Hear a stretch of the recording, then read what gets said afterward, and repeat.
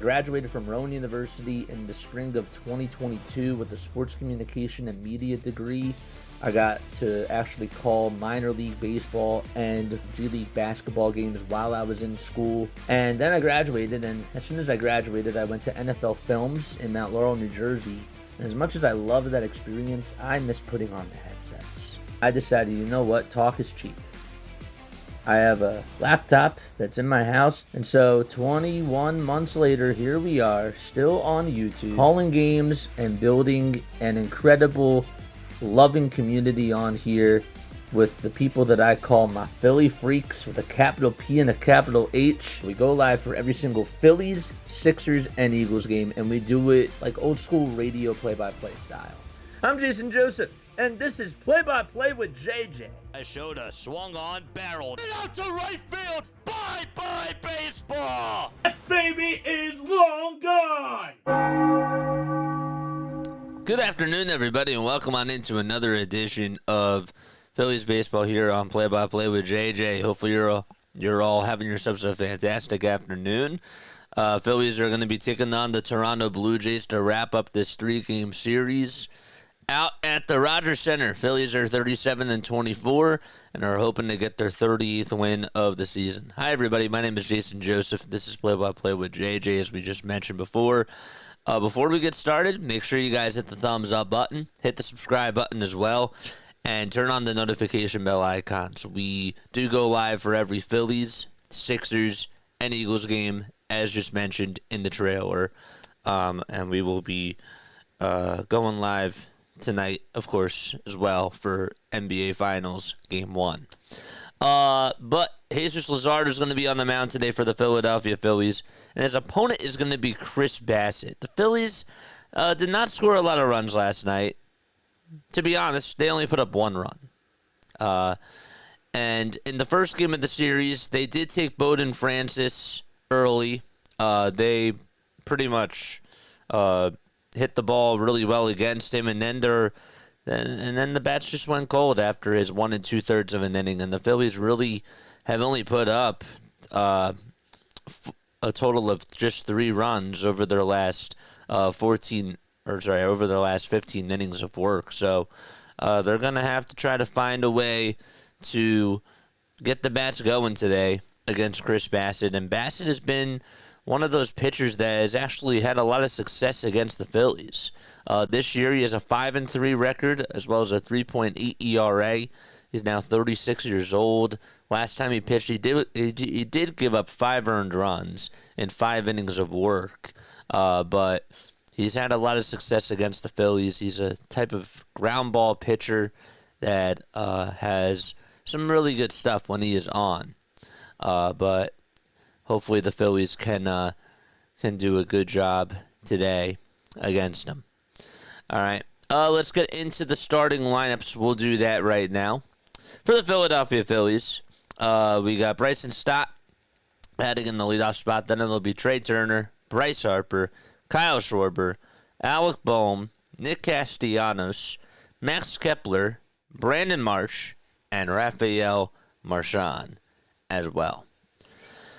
Again, it's Stott, it's Turner, it's Harper, Schwarber, Bohm, Castellanos, Kepler, Marsh, and Marchand. Just looked at the scoreboard.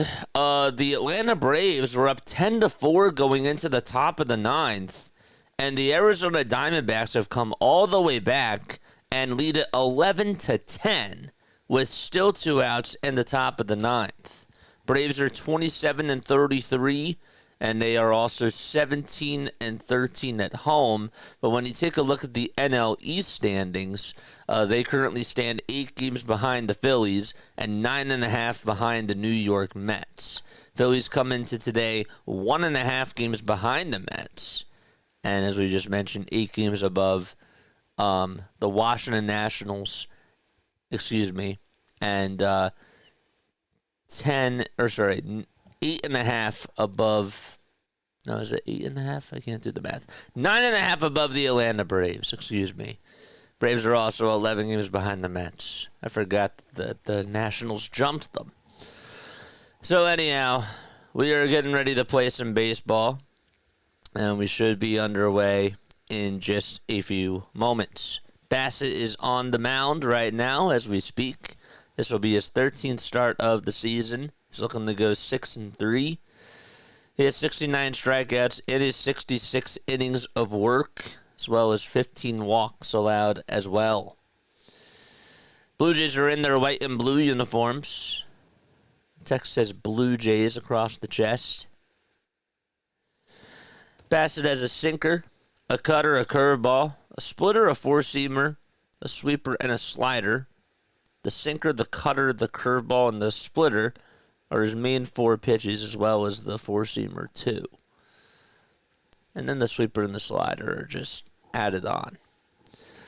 All right, let's put up the box score here. Let's get that up and running. There we go. All right, and we're ready to get underway. On the defensive side of the lineup for the Toronto Blue Jays, they have Tyler Heineman catching, and on the mound, it's Chris Bassitt, as we just mentioned. Over at first base, they got Vladdy Guerrero Jr. Second baseman is Davis Schneider. At third, it's Ernie Clement, and the shortstop is Bo Bichette. And in the outfield, you got Jonathan Clase in left. You got George Springer in right, and Miles Straw is centered in between the both of them. He is out in center field. Stott getting ready to come on up to the plate as he is being introduced as the leadoff hitter for the Phillies. Again, it's Stott, Turner, Harper, Schwarber, Bohm, Castellanos, Kepler, Marsh, and Marchand. No JT tonight after getting hit in the genitals in last night's game. Came in the bottom of the 9th inning when he was catching. So he has the afternoon off today. He's listed as day-to-day. First pitch. Here we go. It's in there for a called strike. Don't forget, today you can also vote for the MLB All-Stars. No balls, 1 strike. And the 0-1 pitch. That's in there for strike 2. I will drop that link down below. I will do that right now. No balls, 2 strikes.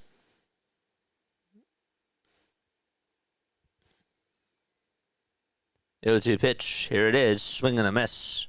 And Bryson Stott goes down swinging.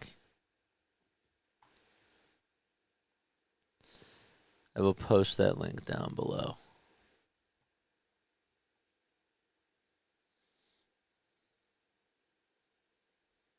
Where is it?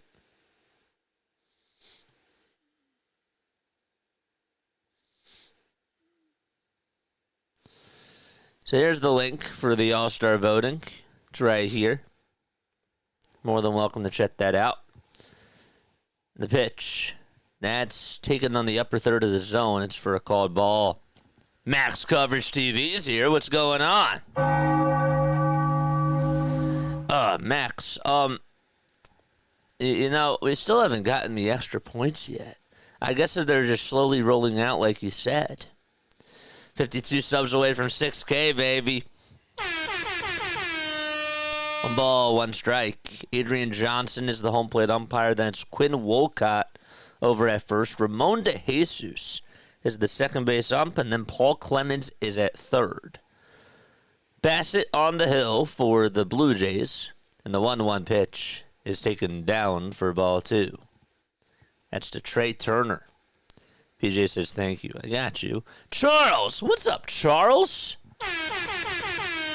Appreciate you for stopping by. Just stop by the show to show my support. You're the man. 2-1 pitch. This one's grounded back up the middle. Bichette picks it up, though, as he shuffles his feet. Throws it over to first. And there's out number 2. Can you believe that the Braves just choked what was a 10-4 lead? And now trail 11-10 as they're in the bottom of the 9th. They had a 10-4 lead going into the 9th inning. Here's Bryce Harper hitting .365 over his last 15 games. Has driven in 12 runs, has scored 9 runs, and has 7 extra base hits. Here's the pitch. It's a cutter. It's taken for strike 1. You're the man, Max. Drop that link down below. Guys, for all your Yankees needs, that's my guy. And he should be your guy, too. The ball's 1 strike. The windup and the pitch. And it's a cutter that's in there again for strike 2. Yeah, I got it randomly. Didn't notify me or anything. Then they emailed me like 5 days later. YouTube being weird.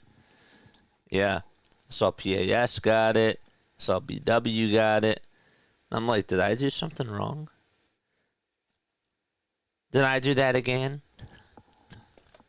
Or, no, sorry. Did I do that? I just totally messed that up. 0-2. Foul ball. Melanie! What's going on, Melanie?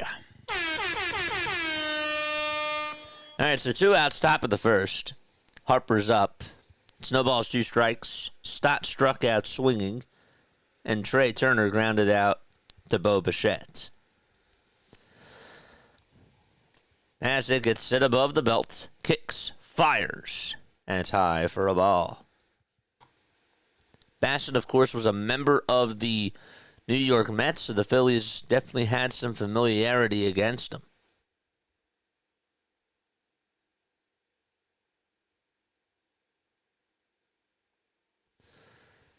There's the 1-2 pitch, and that's a foul ball.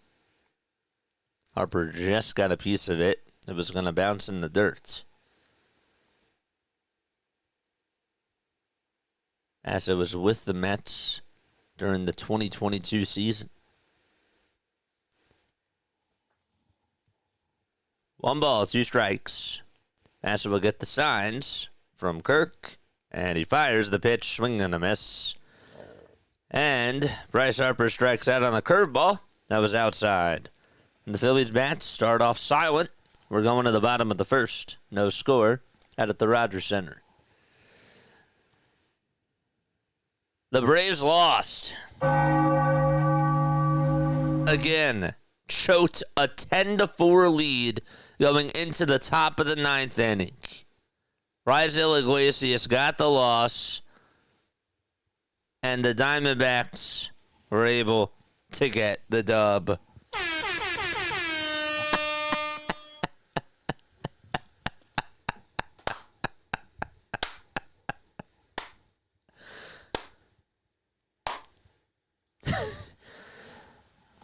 Charles says, you know your worth. You don't need others to validate you. Just focus on being the best that you can be. That is correct. Man, I thought I was going to die. I managed to get a Nintendo Switch 2. Wow. I saw the lines were so long out in New York. I did. The lines were so long a couple of days ago when they just released it. So, it's great. Have a good call, JJ. Thanks again for stopping by yesterday. Thank you for allowing us to stop by. Appreciate you, my guy. Folks, if you guys have an appreciation for really good broadcasting, for really good game calling, tell you, another guy that does it really, really well. I mean, there's a lot of people that do it really well. But Orioles Birdwatcher, my man. Should go check him out. Drop that link down below. You guys have an off day today, don't you? You do. Looks like you have an off. No, oh no. I lied. 3:40. 3:40 is when you guys are playing. 3:40. All right. JJ, is that a Family Matters reference? Just out of curiosity. You are correct. Bichette is going to lead it off. Jesus Luzardo is on the hill for Philadelphia. And Luzardo, the lefty, comes set and fires and throws a strike. It's at the knees. buggy anyways. People have the same amount of extra points, of XP points. People who donate will have the same amount of XP as those who don't, so I don't know if it's working correctly. We'll see. We'll see. We'll test it. 2-1 pitch. There's a line drive, base hit out towards center field, and Bichette's going to get on with a leadoff single. Start off the bottom of the first. That'll bring up Vladdy Guerrero Jr. So it's Bichette, Guerrero, Springer, Kirk, Clement, Schneider, Straw, Clase, and Hyman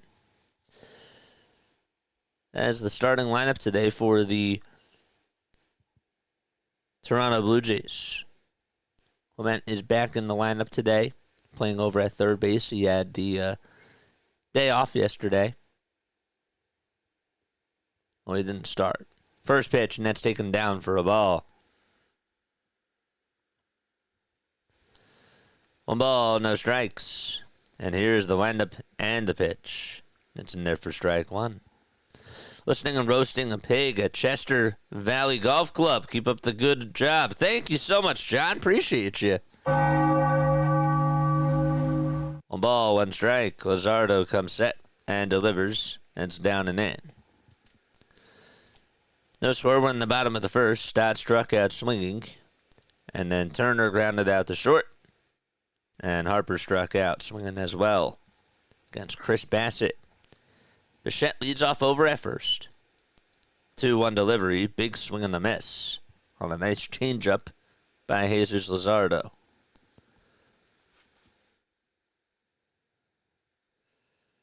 Next, drop that link down below. 2 balls, 2 strikes. Luzardo has his goggles on. Also has a different hairstyle. 2-2 pitch. This one's flied out over towards right field. Castellanos has to come jogging on in. Stops, waits for it, and catches it for out number 1. Luzardo has a 4-seamer, a sweeper, a changeup, a sinker, and a slider. 4-seamer, well, that's pretty much his A pitch. Batters are hitting .330 against it, but against the sweeper, it's .219. Here's the windup in the pitch. That's taken on the inside corner for a strike.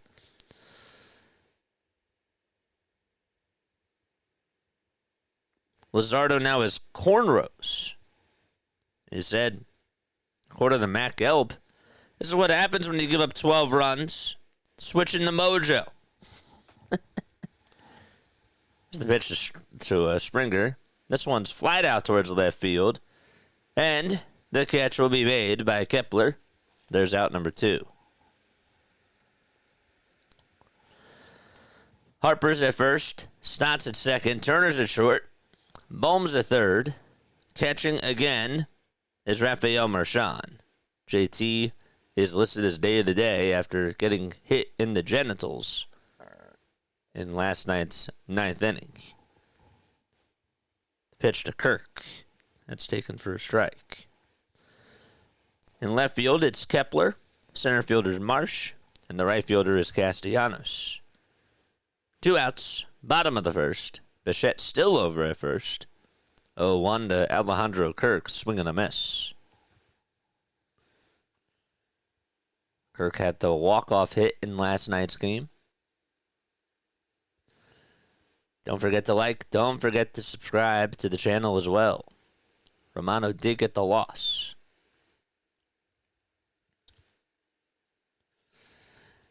And if you want to vote for the All-Stars, here they are.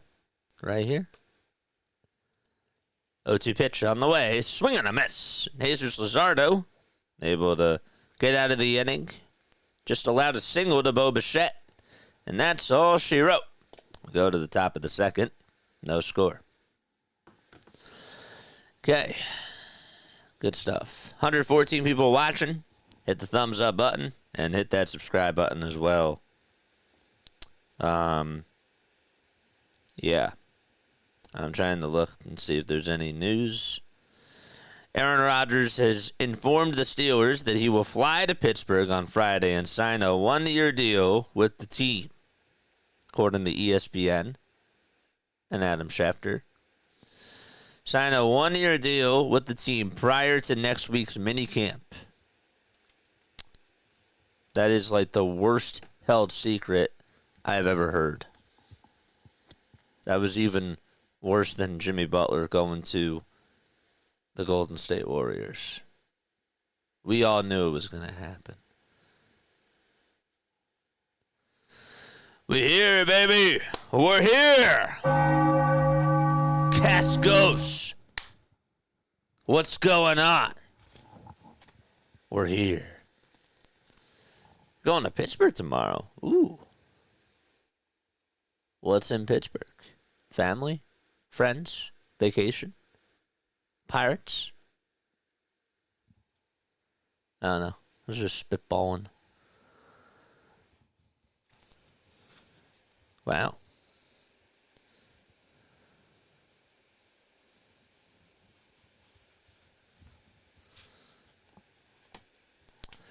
All right.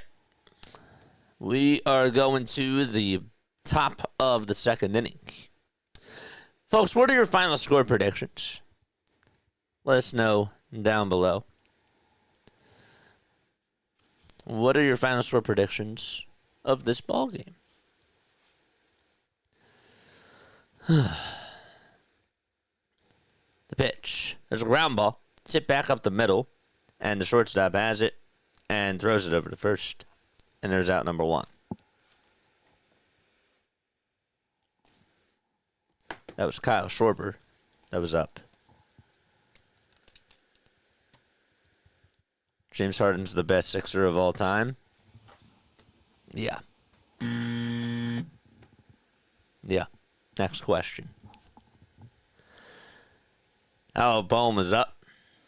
The pitch. That's outside. Phillies wins are in Pittsburgh. Ah. Aha. Is that who they play? That's right. How could I forget? 1-0 pitch. Nets taken down for ball two. How could I forget? They still haven't decided on who's going to pitch tomorrow. They got Ranger going on Saturday against Andrew Heaney. And then you got Sanchez against Skeens on Sunday. Here's the 2-0 pitch to Bohm. He'll ground this one sharply over towards third base. Clement has it on a bounce and throws it over to first. There's 2 up, 2 down. Yeah, and ahead in the count 2-0. Just not being able to drive the ball. Speaking of drive the ball, though, Castellanos was able to drive one out of the yard. That was in last night's game. He went to right center field. That was in the second inning. 2 away, top of the second. And the pitch to Casti. He'll get this one off the end of the bat, and he'll bloop in there for a base hit. It goes over towards the right field line.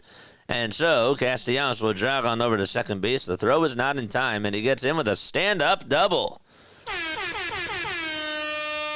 Put the ball in play, and good things happen, and that's what happened to Nick Castellanos.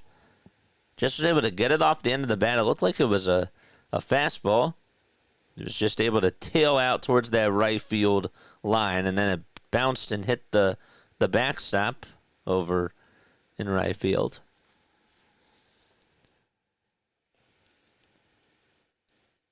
And Castellanos looked over at Bassitt and said, well, what can I say? I got on. It's the 15th double of the season for Nick. And now Max Kepler is coming up to the plate.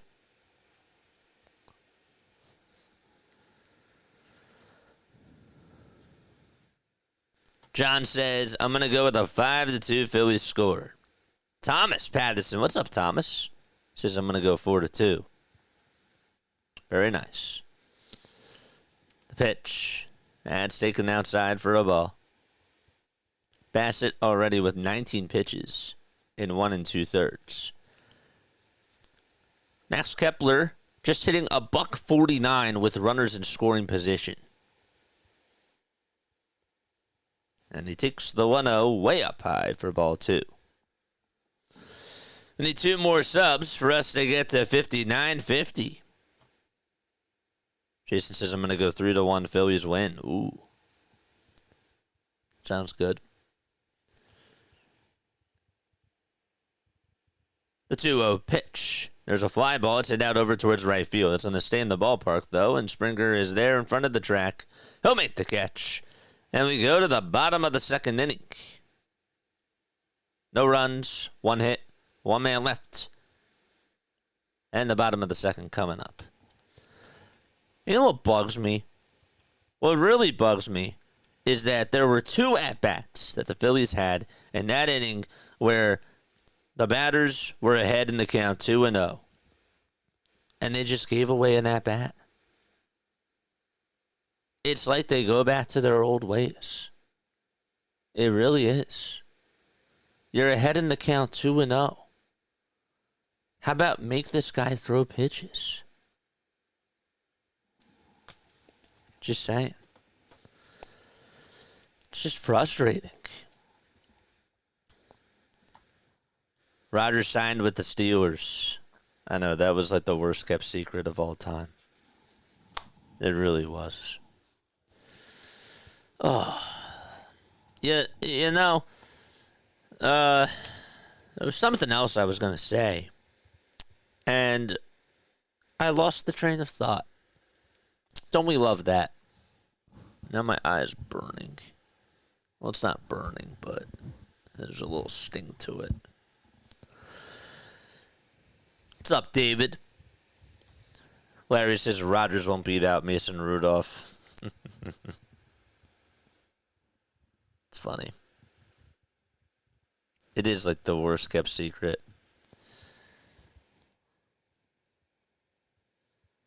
Phillies offense was like that during the NLCS against the Diamondbacks. Not the first 2 games. But from games 3 to game 7, you're right. I remember our batters were just swinging at pitches that were way out of the strike zone. Yeah. They just haven't been the same since.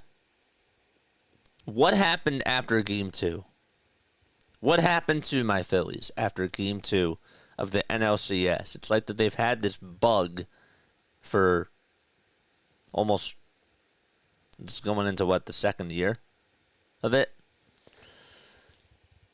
The ball's 1 strike. Luzardo comes set and throws a changeup. That's outside. Counts 1-1.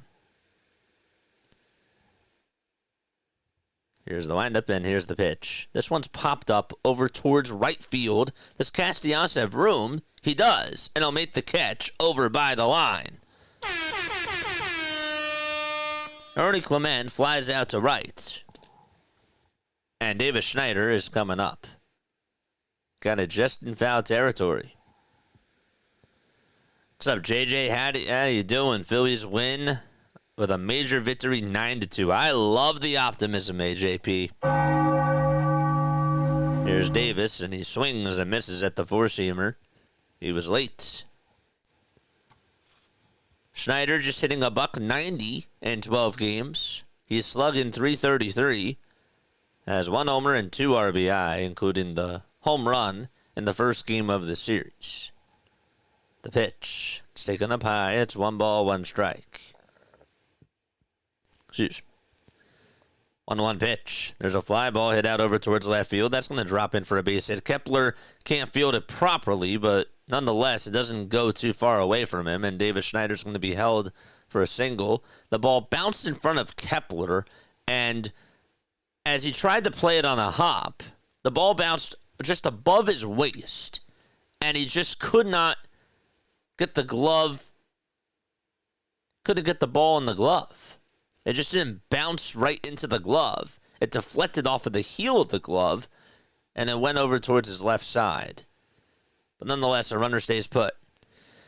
Pitch to Straw. There's a line drive, base hit out to right center field. Davis Schneider is running for his life as he rounds third. He'll come on in to score. The throw is not in time.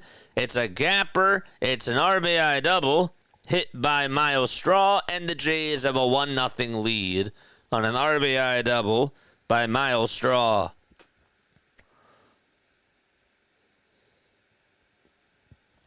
A mistake. It was a fastball right down the pike. And Straw made very good contact with the ball. Was able to rip it out towards right center.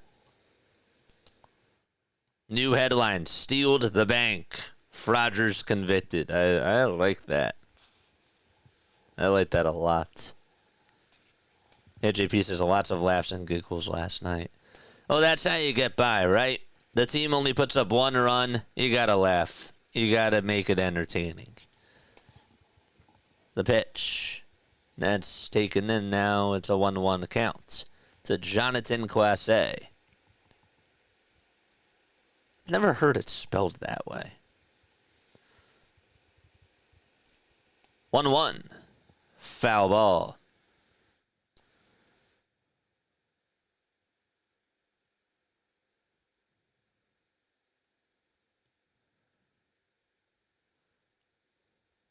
Look at this guy addressing everybody. Love it. 1-2 pitch. And Luzardo throws it outside.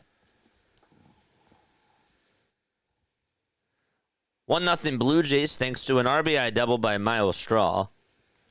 That would get Davis Schneider to score all the way from first. 2-2 pitch.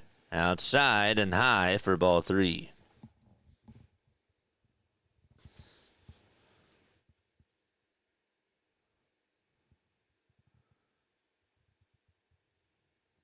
Hyman's up next. He's batting .396. He has 1 homer and 6 RBI.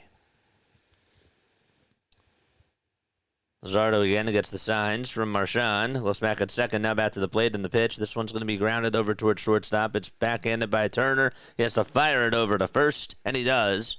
And out number 2 is recorded. Straw does stay put at second, by the way. Phillies money line coming on into today was at -118, according to FanDuel.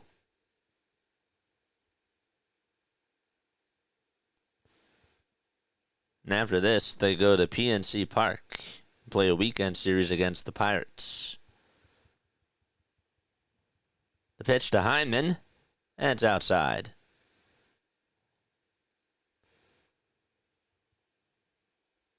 Blue Jays are 32-29. They're behind the Yankees in the AL East standings. Next pitch, and the count's now 1-1. Red batting gloves for Hyman, as well as red and black bats. The pitch on the way, line drive, base hit out towards left center field. Another run's going to come on in the score.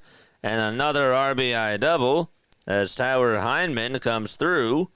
And Straw scores. It's 2-0 Toronto. Looked like it was the same pitch that Straw got. He was able to launch out towards right center. This time it was a little bit more towards the knees. It wasn't out as far as the pitch to Straw was, but it was the same type of pitch. It was a four-seamer.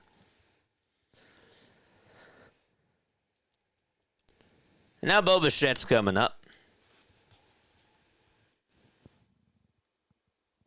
Pitch to Bo, fly ball hit out towards right center field. That's going back over towards the track, and it is gone. And the Blue Jays have put up a 4-spot here in the bottom of the second inning on a 2-run missile by Bo Bichette. They just doubled their lead.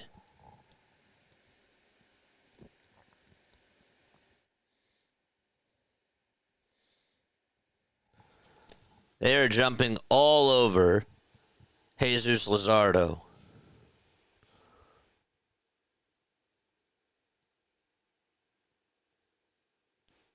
Guess that the cornrows aren't working. That time he threw a sweeper that absolutely missed its spots. Vladdy Guerrero Jr.'s up, and the pitch is taken down for a ball. Please make sure that you guys like and subscribe if you guys are on your way out. It's just respectful. I would appreciate it. The 1-0 pitch from Luzardo, and there's another fly ball hit out towards left field. Thank goodness Kepler's there, and I'll make the catch. That thing was scolded right at Max. It was a bullet, for sure. All right, and so we go to the top of the third inning. The Toronto Blue Jays score not 1, not 2, not 3, but 4 runs.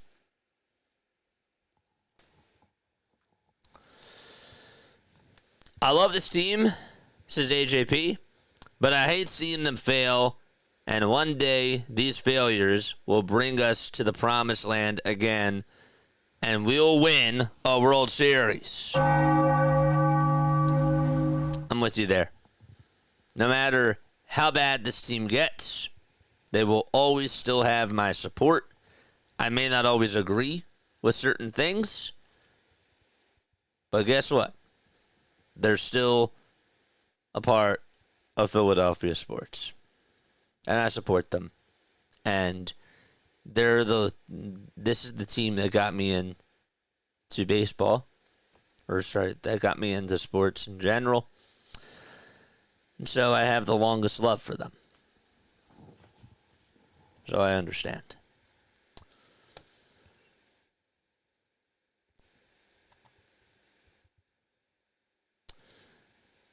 I read rumors that Piener will be brought up after the All-Star break, says Quan. Yeah, that seems to have been the timeline all along. That seemed to have been what the plan was for the Phillies since the very beginning of the season. And they're on schedule for that. Marchand, and Stott are coming up. That means 8, 9, and 1 are due up in the batting order. In case you guys are keeping score. And if you're following along. Chris Bassitt's going to pitch for the third inning today. All he's given up is just a double to Castellanos, and it was a bloop double. Top of the third, Bassitt with 21 pitches in 2 innings. And he gets set and delivers. Marsh shows bunt, takes it back, but it's in there for a called strike. Who remembers last year when Jazz Chisholm hit a home run at Citizens Bank, someone else's bat at the bank? That game sucked. Yeah. 0-1 pitch. That's up high for a ball. I think that was the game that Zach Wheeler pitched. That was when he was on the Yankees. 1 ball, 1 strike to Brandon Marsh. Hitting just .219 this year in the 1-1 swing and a miss. He had a big mistake out in center field last night. They scored it as an RBI triple from Bo Bichette. As he tried to make a sliding catch in the alleyway, the ball just bounced right off of his glove.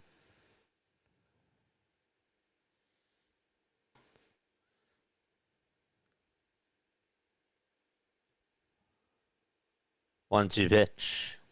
That's taken outside and low for ball 2. Maybe you never heard of his bro, who is one of the best closers in baseball, Class A for the Guardians. Appreciate you, Jack. Got a $5 super chat. 2-2 pitch. That's up high for ball 3. Yeah, I'm pretty sure I heard of that guy. He's one of the best closers, if not the best in all of baseball. Yeah. I think I've heard of him. Appreciate you. 3-2. That misses inside for ball 4. And Brandon Marsh gets on with a leadoff walk. Here comes Rafael Marchand. Phillies have a base runner, folks. They do. They have a base runner. Trade Ranger and Luzardo for a center fielder and a reliever, says Larry. Don't forget to like and don't forget to subscribe to the channel, folks. These fans better not go nowhere. It's early. Oh, absolutely. You're absolutely right, Max. I'm a little bit behind on chat. I do apologize. Here's Rafael Marchand. Batting on the left side. He's a switch-hitting catcher. The pitch on the way, and, well, it's up high for a ball.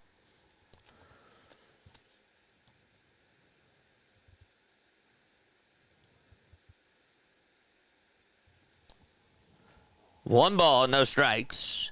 The windup and the next pitch. It's on the outside edge for a strike. We got 1 subscriber. Let's go. Quan, why are you asking me? Jack, you run the team, don't you? Last time I checked, you're an insider for me. 1-1 pitch. That's taken at the knees for strike 2. It's all good. Raymond's here. Hola, JJ and Scott. Hello, Raymond. 1 ball, 2 strikes. Bassitt comes set and delivers. And it's a foul ball over towards the first base side.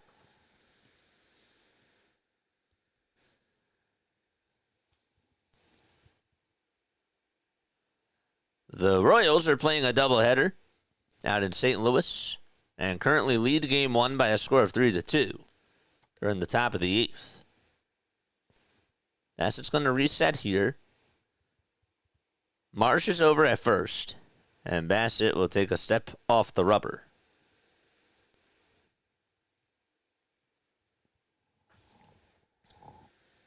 Good things happen when the leadoff man is aboard. That's right. Bassitt is 4-0 against the Phillies. We said before that he's had a lot of success against them, going back to when he was on the Mets. 1-2 pitch. It's upstairs.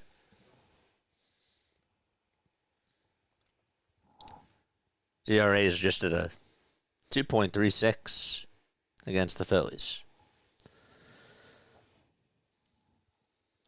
2 balls, 2 strikes. Bryson Stott is in the on-deck circle. Marsh is over at first. 2-2 pitch. And it's taken down for ball 3. Happy Thursday, everybody.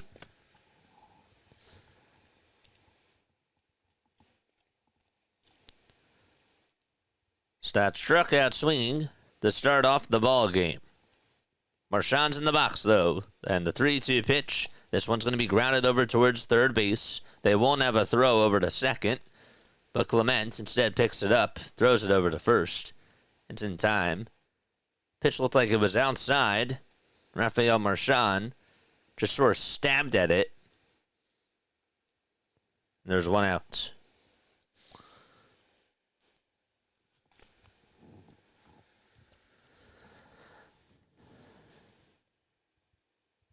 Scott says it's a very happy Friday morning. 5:45 a.m. in Sydney. My guy does anything to watch his Phillies. He just does. It's called dedication. Here's the pitch. It's outside for a ball.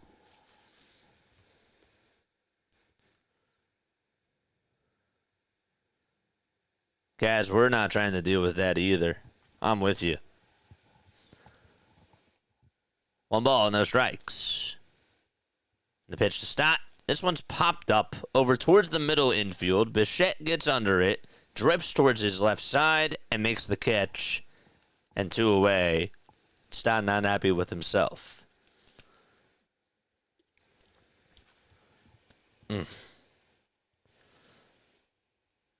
Pitch was right down the middle, too.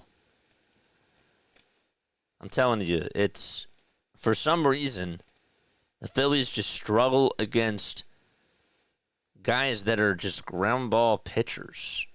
They throw a lot of off-speed stuff. 2 outs, top of the 3rd. Pitch to Trey Turner. Swing and a miss. Got a sweeper that was a little bit below the zone, and he guessed.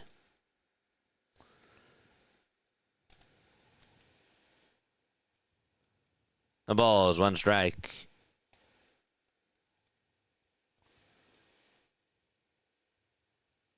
The windup and the next pitch to Turner. Fly ball hit out over towards deep right field. That's going back over towards the track, and Springer just has enough room and makes the catch in front of the Rogers Center sign. Turner says, darn it. And we're going to go to the bottom of the 3rd inning. 4-0 Toronto.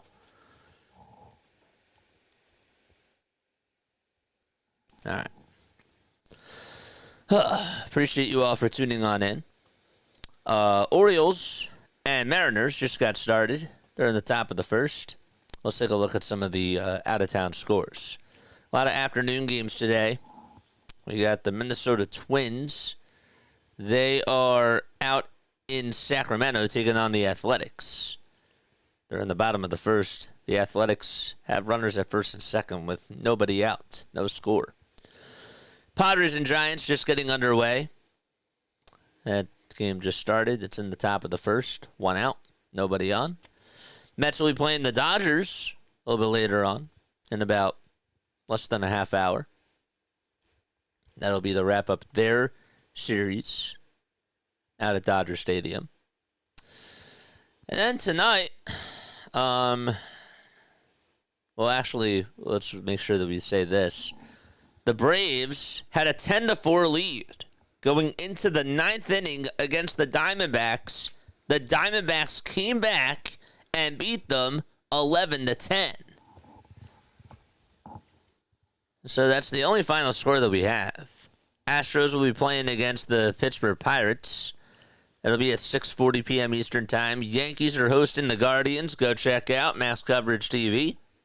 It'll be at 7:05 p.m. Eastern Time. I'll have you for the pregame show. Rangers are out in Tampa, Florida. And the game will be at 7:35 p.m. Eastern Time. Jack Leiter's going to pitch against Ryan Pepio. The Cubs play the Nationals at 6:45. Then, of course, we got Game 2 of the Royals-Cardinals doubleheader. That'll be at 7:45 p.m. Eastern Time as well. Here's the pitch. And it's to George Springer. And he fouls it off at the knob of the bat. Thanks for having me. And, of course, the Phillies come into this game ill-prepared. Gotcha. 0-1 pitch. It's a changeup that's at the knees for strike 2.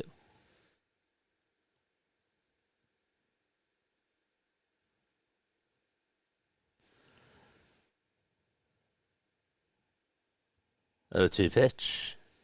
And it's taken in the dirt for a ball.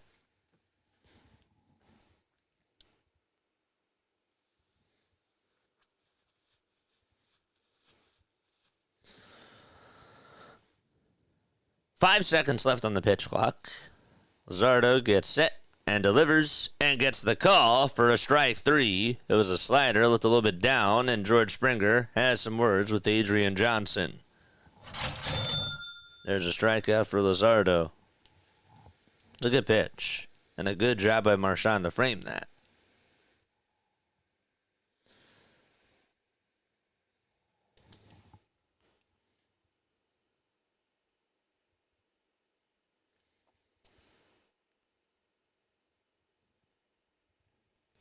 Here's the pitch to Kirk. There's a ground ball past the dive of Stott out towards right center field for a base hit, and Alejandro Kirk just continues to hit against the Phillies.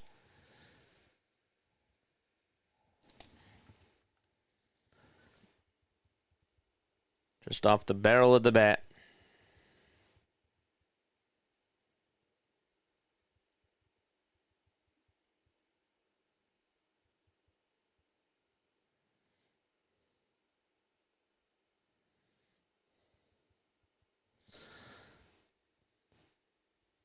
Here's the windup and the pitch. Fly ball, hit out towards left field. It's just foul.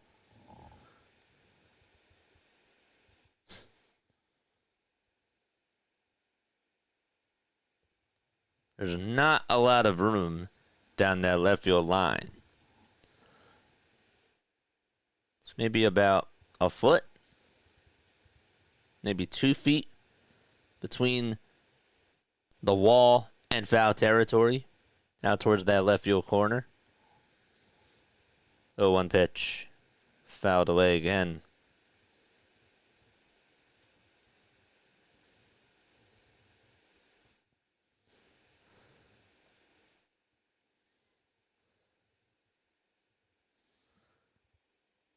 Here's the 0-2 delivery. That's outside for ball 1. Bottom 3 in our order is just a giant black hole where offensive production goes to die, says Larry. 1-2 pitch. It's down for ball 2.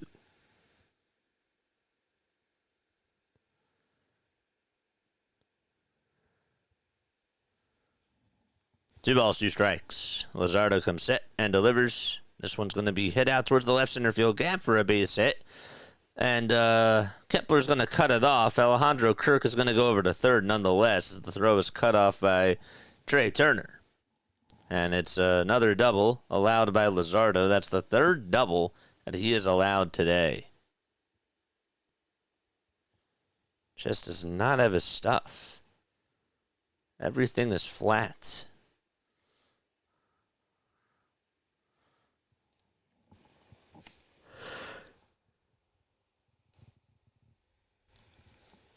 And here comes Davis Schneider, who had a single his last time up, and he takes inside for ball 1.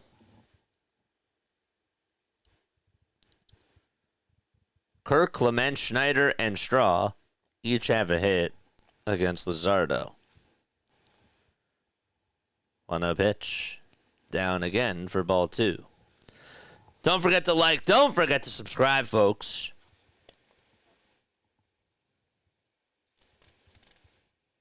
I feel like he has to be tipping his pitches. He has to be. 2-0 pitch. And that is taken for a strike. He has to be tipping his pitches. There's no way.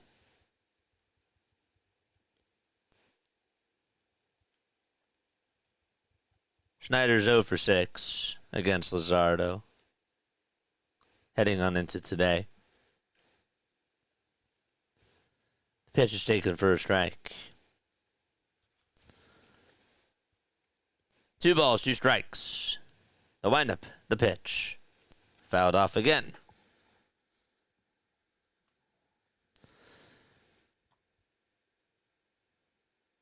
Don't forget to like and subscribe. We need 51 more subs for us to get to 6K. Let's go, baby. We have 125 people on here watching. Let's get to 125 likes.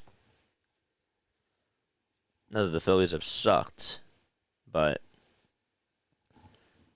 every like counts. 2-2 delivery, and Schneider gets a piece of it again and stays alive.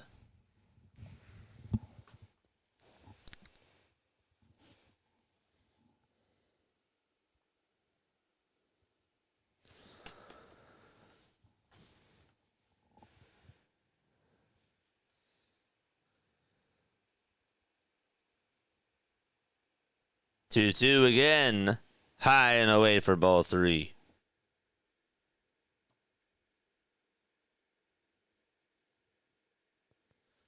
Have my numbers wrong. 15-4 Jays.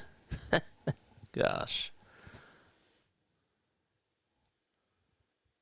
3-2 pitch. Upstairs again, and that's going to load the bases.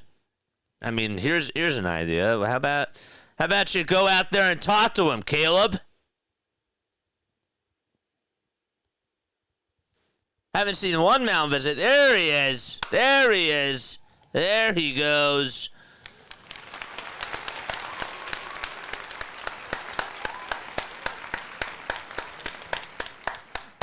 Good job.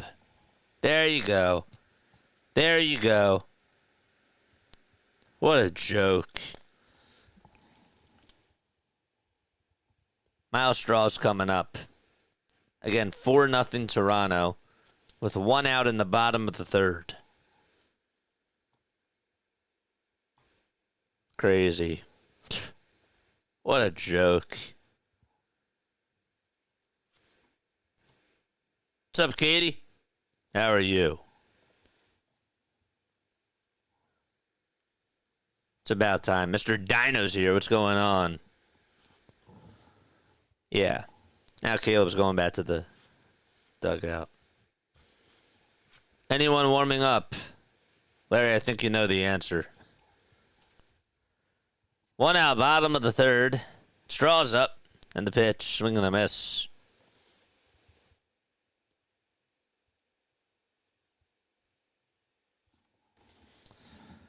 Straw has no grand slams during his career. 0-1 pitch, line drive, base hit out to right field. This will at least bring home Kirk. The throw's going to be drawn towards the plate. Another run's going to score. It's a 2-run single by Miles Straw, and it's now 6-0 Toronto.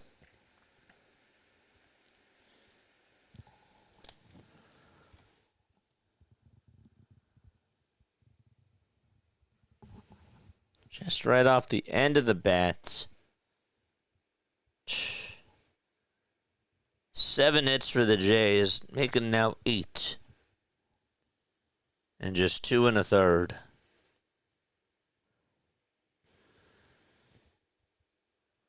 One out here in the bottom of the third. The pitch is inside. Fake throw over to second. As Straw swipes second base.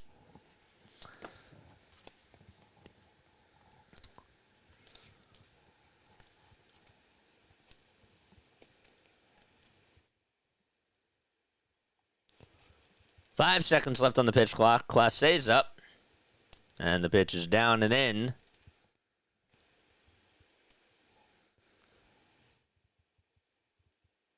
It's 2 balls, no strikes. 2-0, swing and a miss. Got him to chase after a sweeper. I'm going to take off the hat.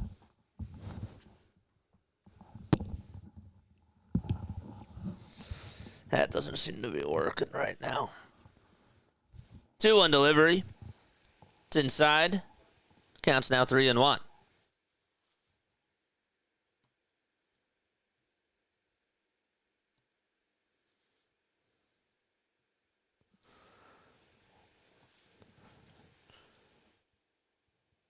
Three-one pitch outside for ball 4, and the bases are reloaded.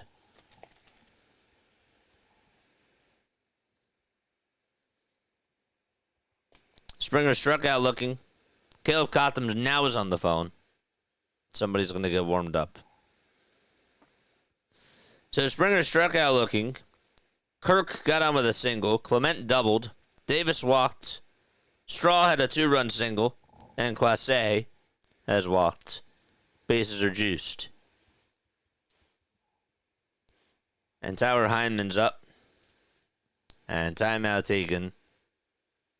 As Rafael Marchand wants to jog out there to talk to Luzardo. Max Lazar's warming up in the bullpen already.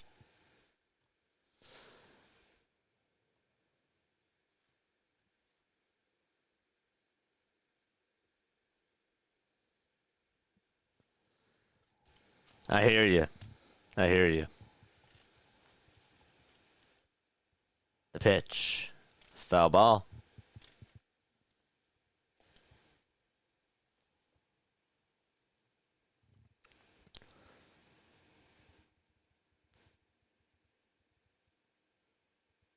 Everybody's over with the bases loaded, but seems like Straw got his first hit of the season with bases loaded.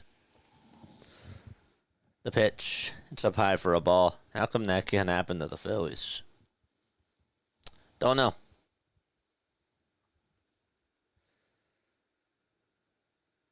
1-1 delivery. Check swing. Did he go?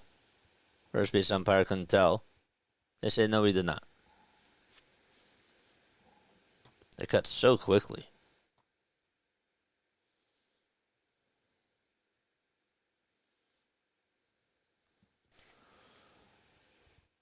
To 1 pitch. Fly ball hit out over towards shallow left field. On the run is Turner, and he can't make the catch.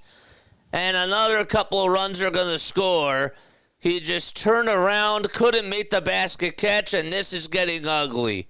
Somebody, please, get us a defensive shortstop, for crying out loud. Oh, my gosh. Easy play, popped up, hit out towards shallow left field. Turner looked back, and it just bounced off of his glove as he tried to make an over-the-shoulder basket catch. And he couldn't do so. He had a long time, plenty of time to catch that. And the Phillies defense just continues to be a problem.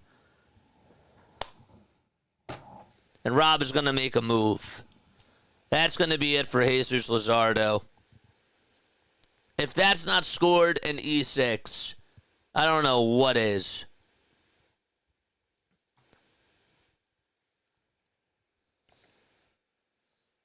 I don't know what is.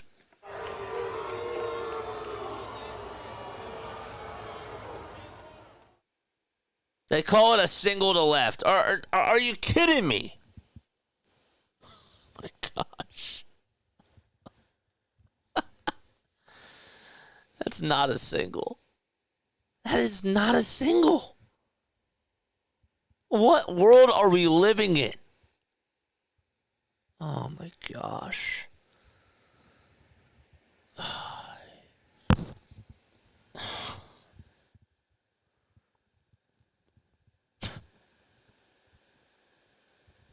Pitch and change, and that's it for Luzardo. Oh gosh.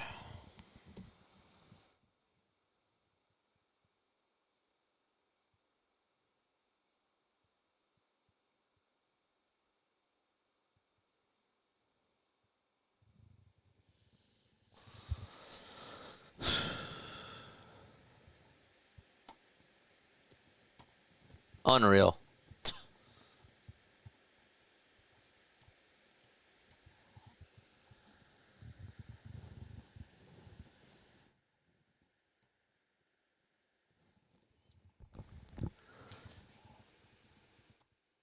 Defense can't back up anything.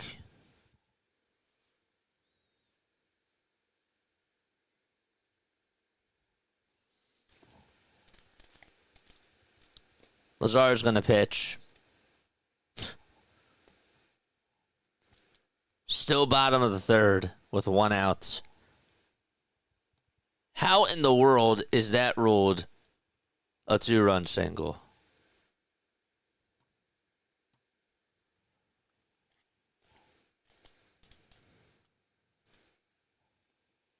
How? 8-0 Jays. An absolute meltdown for the Philadelphia Phillies.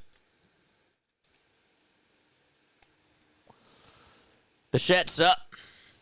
1 out, bottom of the third. And the pitch is up high for a ball. It's literally hit and win or do nothing, and they lose.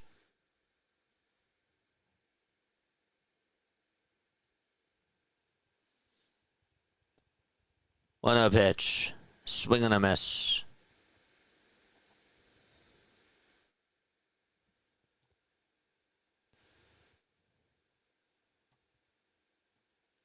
I'm tired of watching Trey at short. Tired of it. 1-1. Strike 2.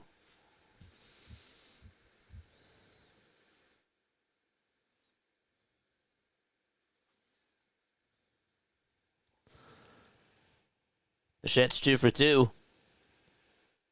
Lazar comes sit at the letters, kicks, delivers, and it's outside for ball 2.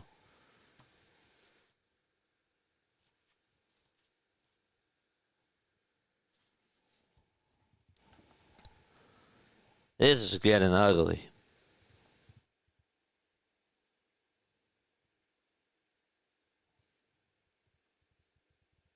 Here's the pitch to Bo. Foul ball.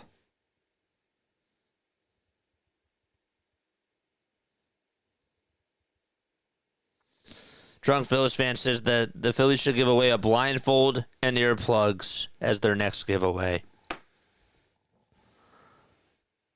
2-2 pitch. Another foul ball.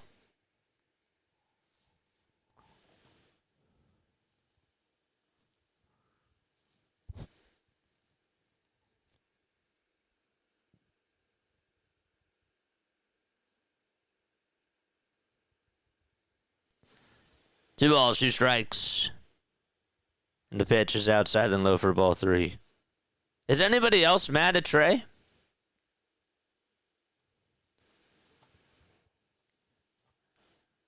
I mean, I guess I said it before. He is who he is.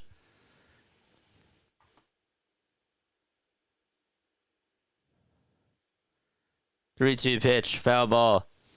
Everyone's talking about Luzardo in his outing, but how does Trey not catch that? How does he not catch that?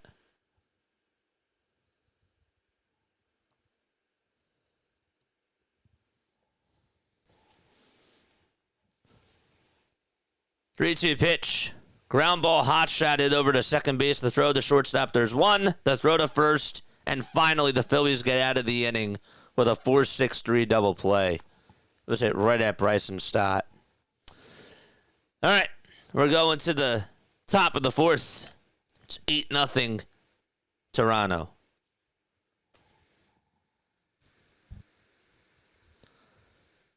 That ball was Kepler's. Got to call Trey off with a guy tagging from third. Kepler's too slow. I don't care, though. I don't care. Regardless if he's slow or not, sure, that's on Max. But guess what? He called him off. That's his ball. He has to catch that. He has to catch it. I don't care what goes on. That's his.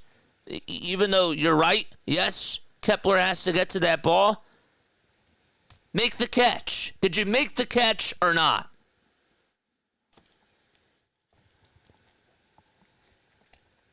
That's what it comes down to.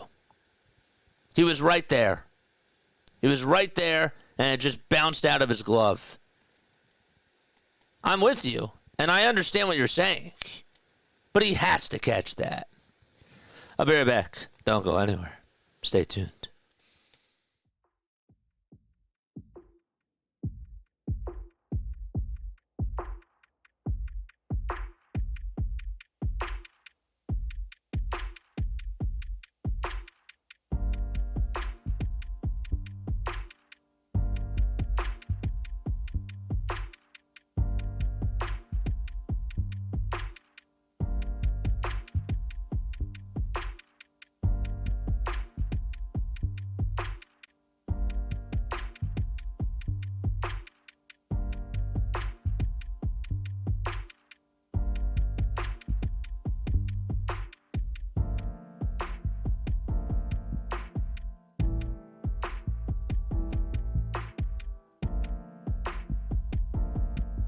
All right, we're back. We're going to the top of the fourth. Jack, I forgot to say thanks so much for the $5 super chat. I don't usually lose my cool, but I did there. Here's Bryce Harper. First pitch, it's popped up. It's a foul ball, and it'll find the seats.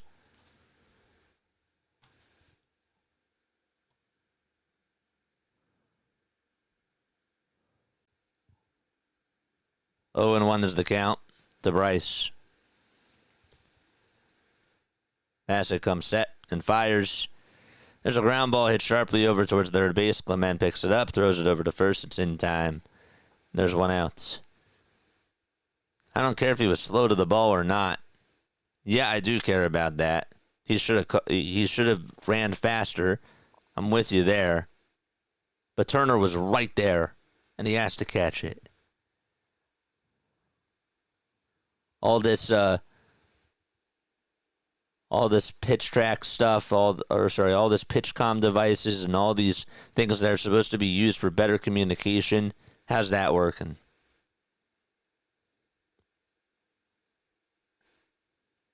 How's that working?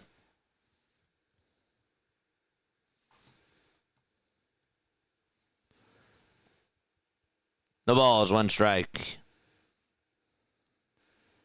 The pitch to Schwarber. Foul ball.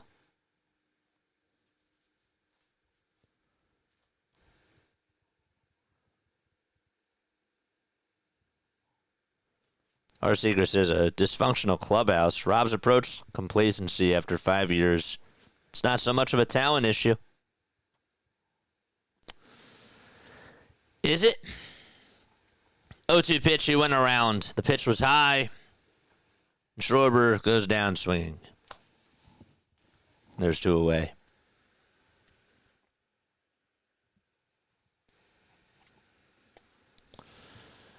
Oy, oy.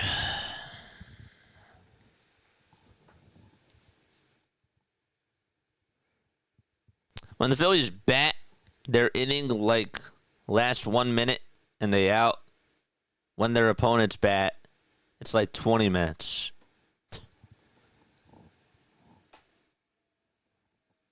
The pitch is taken for a ball to Alabome. It's 1 ball, no strikes. We'll get to all of your frustrations, and we will vent during postgame show. 1-0 pitch. It's taken inside for ball 2. I'm going to go off during the postgame show.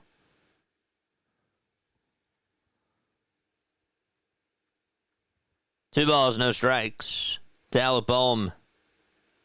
The pitch to Bohm. Foul ball. But Jack, do you agree with me that he still has to catch the ball?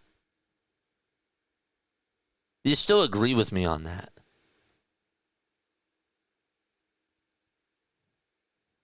2-1. Fouled away.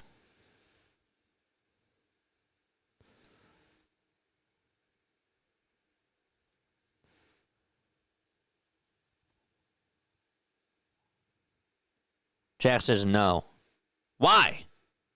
The ball literally bounced out of his glove. He was right there. 2-2. Foul ball.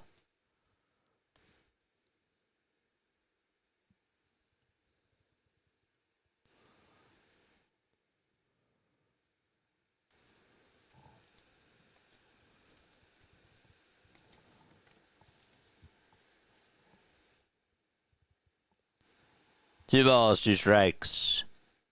And the pitch is taken down for ball 3. Luzardo is the first Phillies pitcher to allow 20 earned runs in a 2-start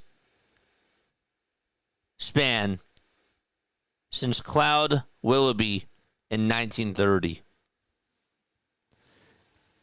3-2 pitch. It's up high for ball 4. There's a 2-out walk.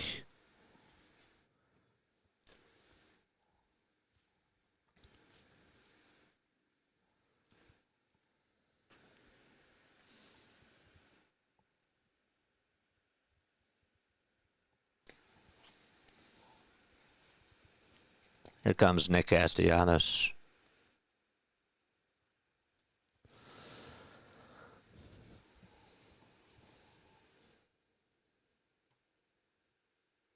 John says, whose fault is it? It's Topper's. Yeah, you'll hear a good epic rant from JJ.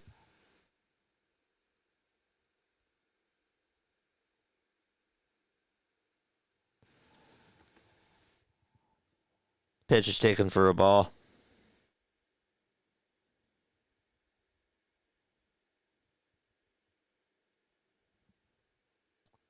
One-0 pitch. Foul ball.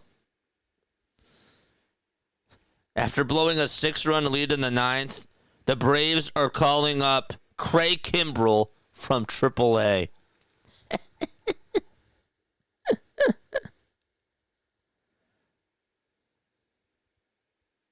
Anthony DeGrazio says Turner needs another standing ovation or two.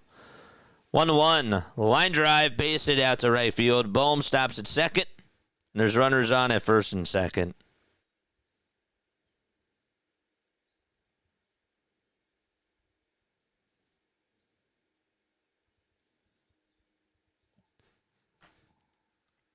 The angle of his body with his back to the infield makes it iffy. He's a major leaguer. He has to catch that. It was literally right there. He was right there. That's the same thing. Well, it's not the same thing that Brandon Marsh dealt with, but I'm just saying that the ball bounced out of his glove. He has to catch it. And again, you're right about Max Kepler. He has to be quicker. He has to communicate. But guess what? You dropped the ball.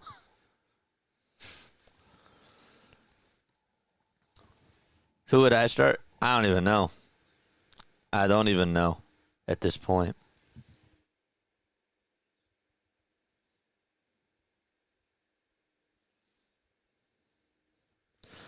Here comes Kepler.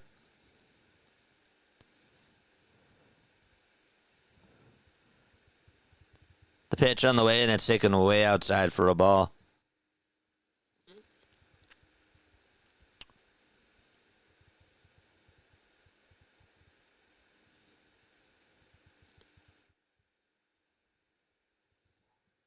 Last time I checked, Trey Turner's not an outfielder. 1-0. That's taken way outside for ball 2.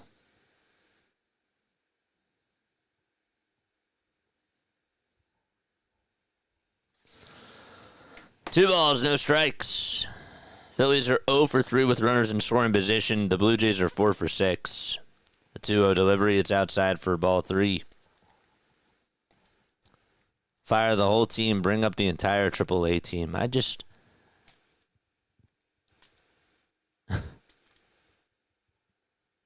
It's crazy.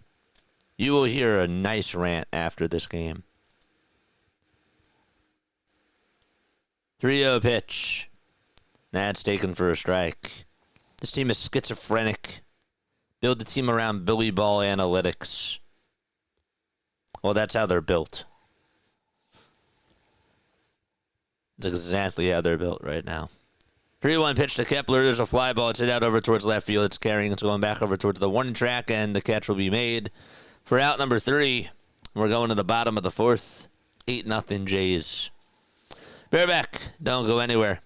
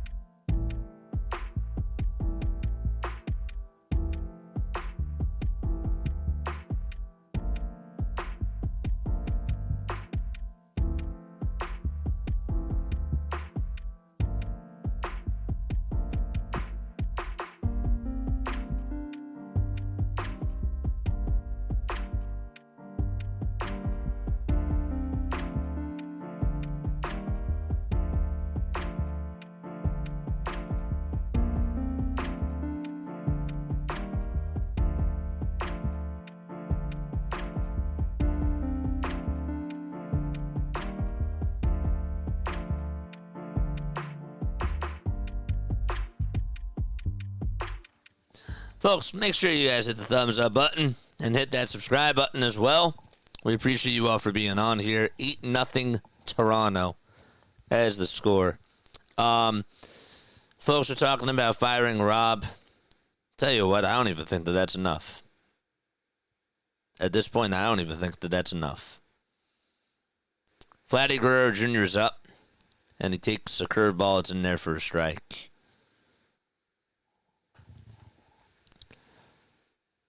That's not even enough because who you bringing in?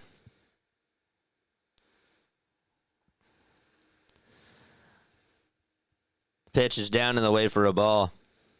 We saw Calitri take over a game the other day, and he looked like an absolute shell of himself. 1-1 pitch. Fly ball hit out towards deep center field. This will stay in the ballpark, and the catch will be made in front of the warning track.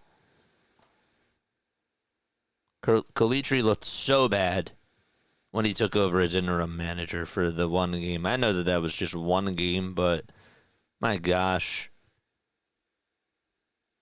Do we really trust that they're going to bring in the next, the correct manager? And even still, how do you fix Trey Turner's defense? How do you fix Max Kepler's defense? The ball is one strike. The windup and the next pitch. That's in the dirt for a ball.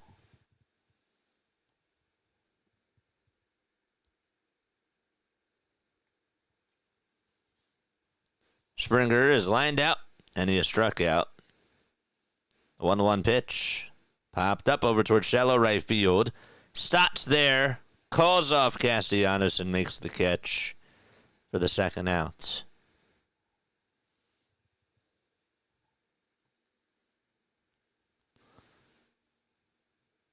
Topper's asleep at the wheel. This is Jack.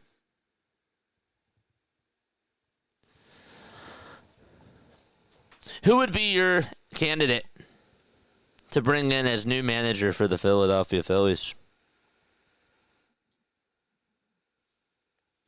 Pitch is taken outside for a ball. Brainstorm. Don't forget to like and subscribe. 1-0 pitch. And it's in the dirt for ball 2.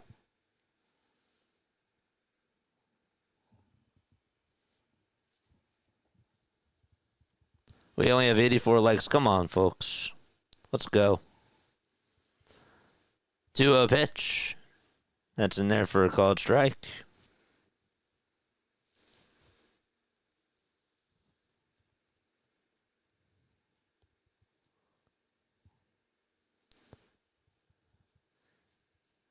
Two one, ground ball, and Stott, can't make the slide and stop there. The ball bounced out of his glove. And another mistake by the Phillies defense.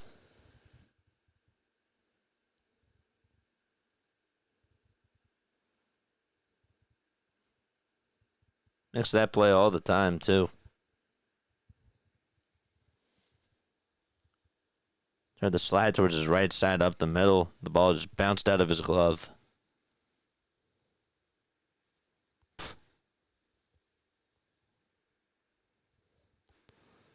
Here's Ernie Clement. And he gets a ball that's a little bit down.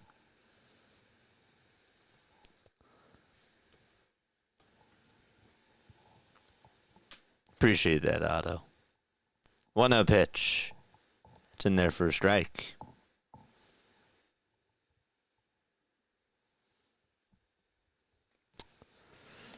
They're going to roll that as an infield single, of course. 1-1 pitch. It's in there for strike 2. Klon says, when it rains, it pours. That's what this team is doing to us today. Just all around ugly. They need to flush it down and move on. 1-2 pitch. This one's going to be grounded over towards third base, and everybody's going to be safe. It was a slow roller. Hit over towards third. That's going to put runners on at first and second.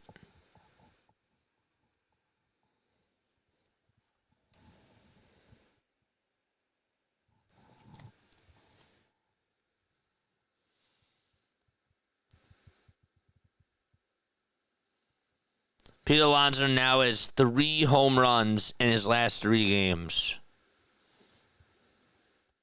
Just hit a home run.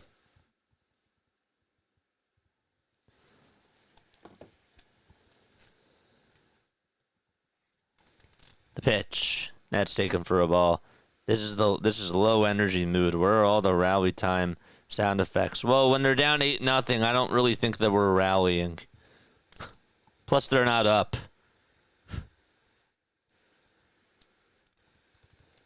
Pitch is taken outside for a ball.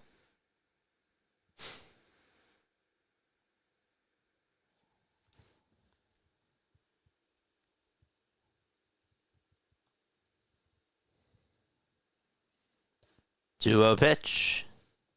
That's in there for a strike. Where's all the sound effects? They're not here right now. Can I take a message? The score says it's 8-0 Toronto.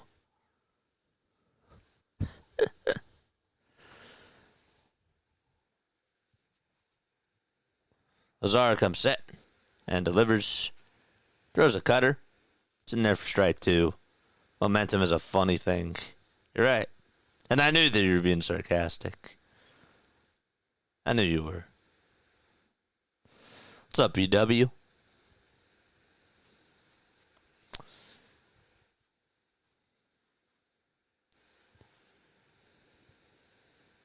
Luzardo comes set and deals the pitch. Swing and a miss. We're going to the top of the 5th. It's 8-0 Toronto. We'll be right back. Don't go anywhere.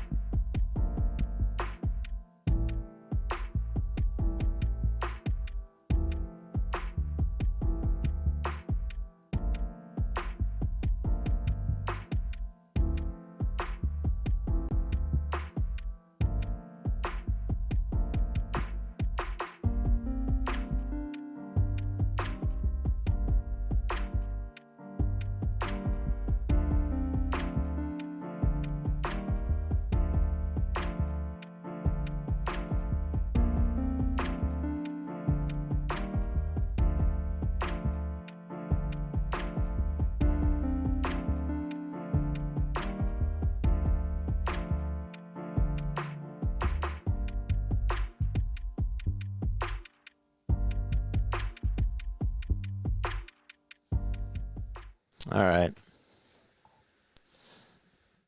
Jack says that Juan Samuel should be the coach. Yeah, well, he hasn't coached since 2010. That was his only coaching job, and that was with the that was his only managing job, and that was with the Baltimore Orioles. So, I mean,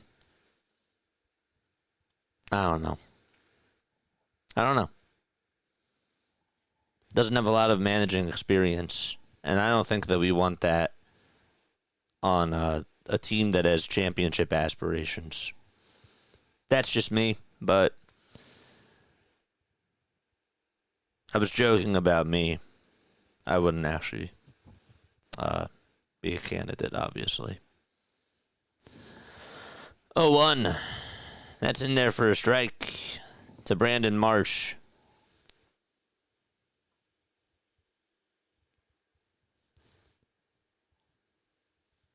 No balls, 2 strikes. Stay on for this rant, please.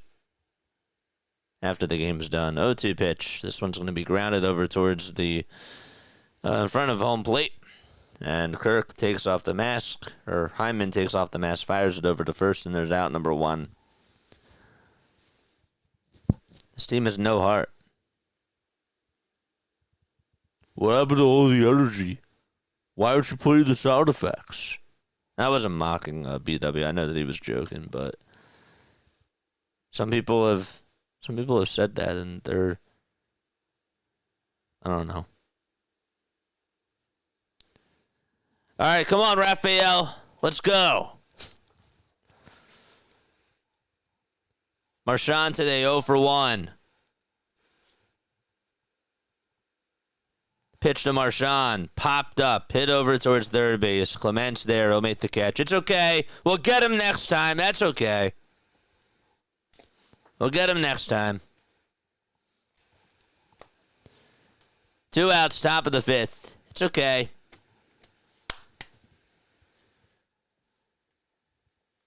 Here's Bryson Stott.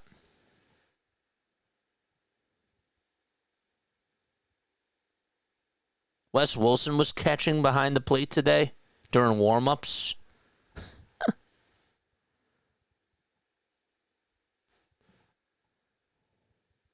The pitch is taken down the outside corner. Jack, you're having a hard time with autocorrect today, I see. Taiwan Walker's warming up in the bullpen.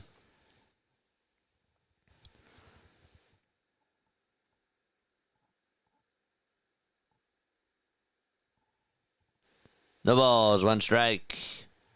And the pitch is taken on the outside corner for strike 2. Maybe some new sound effects for Phil's errors and Nola's home or something to entertain us, since this seems to be the norm. Well, can't really download too many more sound effects because they won't all fit on my soundboard. 0-2 pitch, swing and a miss. We're going to the bottom of the fifth. It's 8-0 Toronto. It's hard when a team is losing. I mean, the sound effects, are they really going to make a difference? Sometimes they will, but they don't really make much of a difference. People are still going to tune out anyways. I mean, it all depends on if the team is winning. That's what people care about at the end of the day. Our Seeker says, any stars from Japan worth paying? Not that I know of. Haven't really been following. Hey, I will tell you this, though. Go vote for the All-Stars.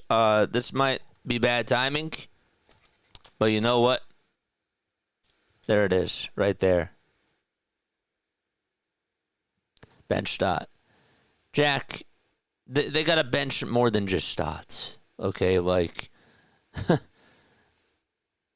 we got to bench Trey. We got to bench Bryce. Like, it's not just a one-size-fits-all. It's not just a one-size-fits-all. Come on.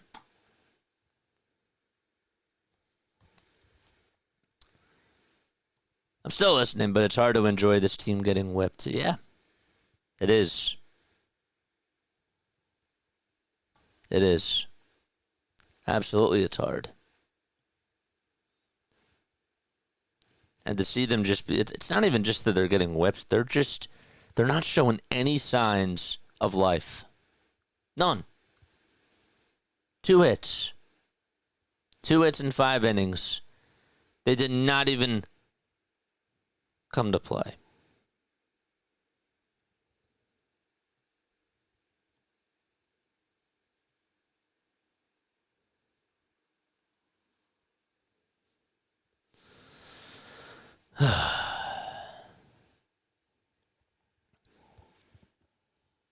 Taiwan Walker's going to pitch. Again, bottom of the 5th, 8-0 Bluejays. Walker has a 3.53 ERA and 43 1/3 of an inning.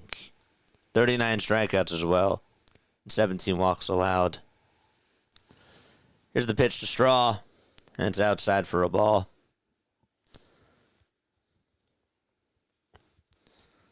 Straw today 2 for 2 with a double, a single, 2 runs scored, and 3 RBI.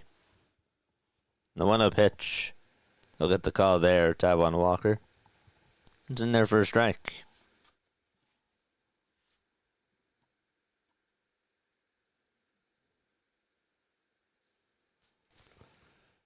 One, that's down for ball 2. I would never give up, not even in the bottom of the 9th, down by 1 with 3 outs. We can come back, says Shibby. I love the attitude, man. I wish I had it.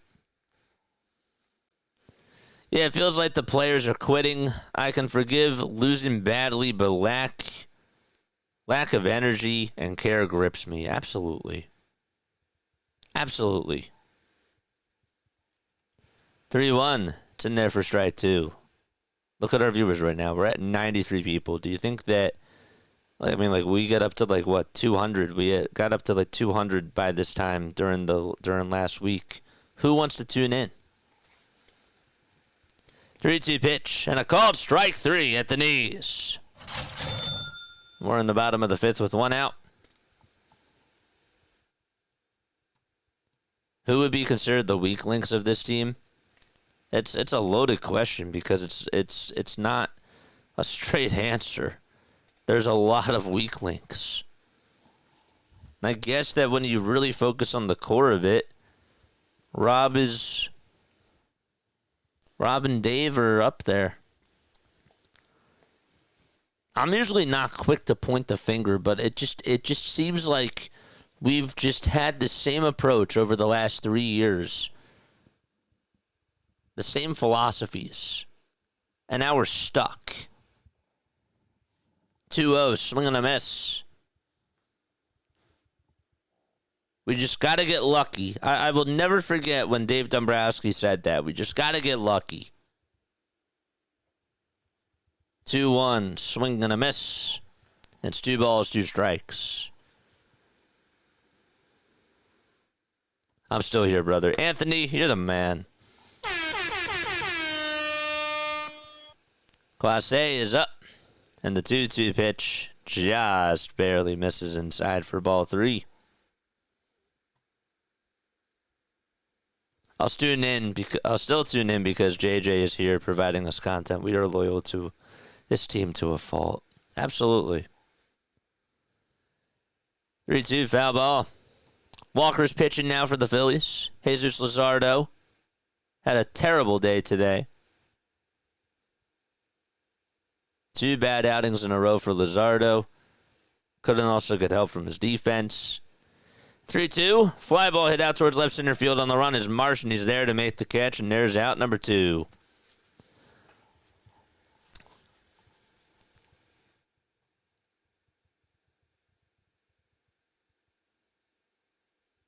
Does a trade deadline even solve everything for this team?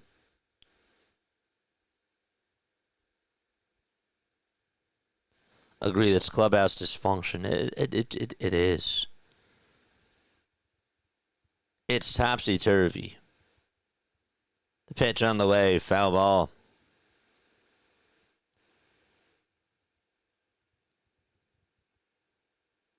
Even if the Phillies just got a closer and an outfielder, that doesn't fix everything. It just doesn't. It doesn't fix everything.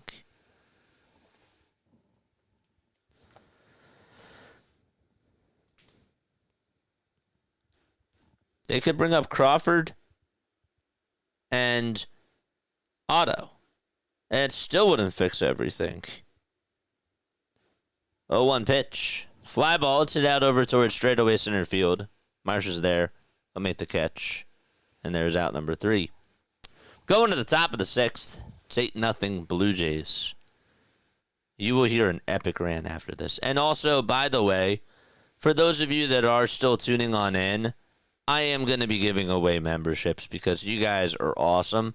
And I really do appreciate you guys.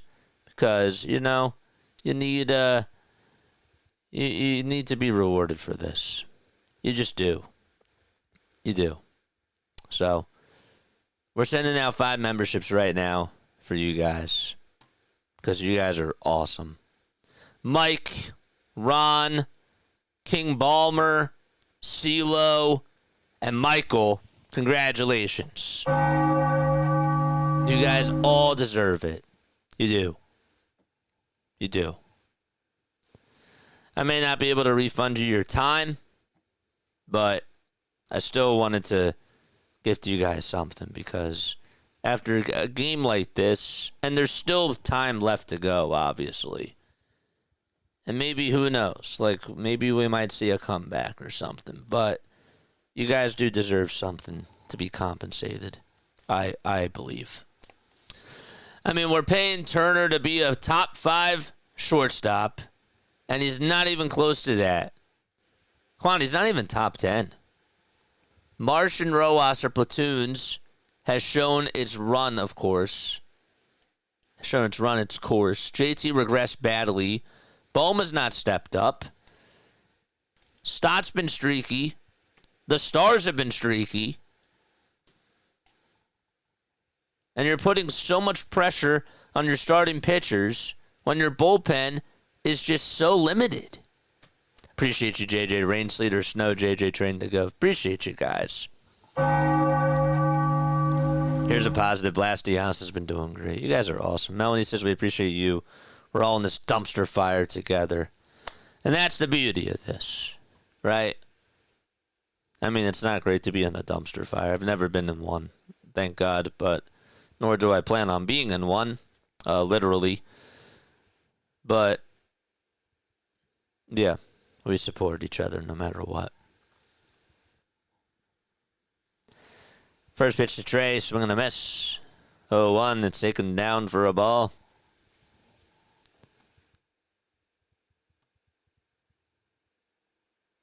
Harper waits in the on-deck circle.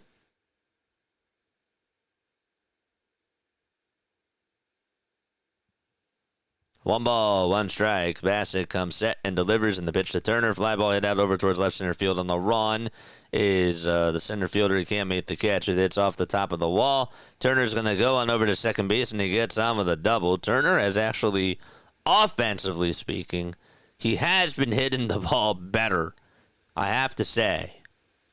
The defense still continues to be a huge problem, but Turner offensively, he has been hitting the ball better. I kind of have to give him that.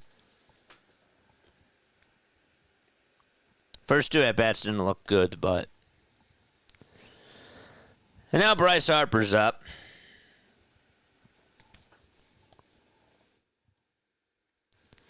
Don't forget to like and subscribe. Appreciate whoever just subscribed. Thank you so, so much. If you guys want to gift memberships, you're more than welcome to do so. Harper's in the box. The pitch. It's a low and outside for a ball.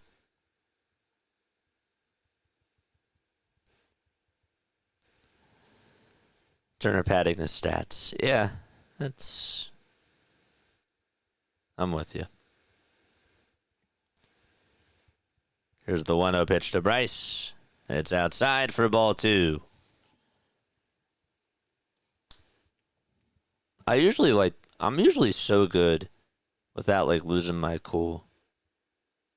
I'm usually good at that. Larry, is this the first time I ever lost my cool doing a Phillies game? 2 balls, no strikes. The pitch to Bryce, swing and a miss. Now, why on earth would you swing after a pitch? You're ahead in the count, 2-0. He's throwing you junk. And he throws you another pitch that's not a strike. 2 balls, 1 strike to Bryce Harper. 2-1 pitch on the way, and that's outside, and that could have been ball 4. But instead it's ball 3. That's a 3-1 count. We're in second. We're 1.5 games behind the Mets. About to be 2.5 potentially if the Mets win and if the Phillies lose today. 3-1 pitch. That's in there for strike 2.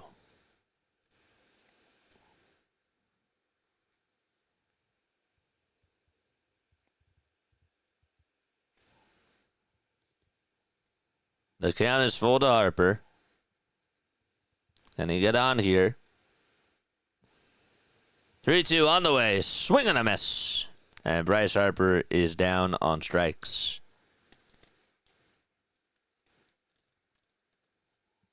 There we go. I don't think I've seen you this discouraged, JJ. Takes a lot. It does. 1 out, top of the 6th. And Kyle Schwarber is up to bat.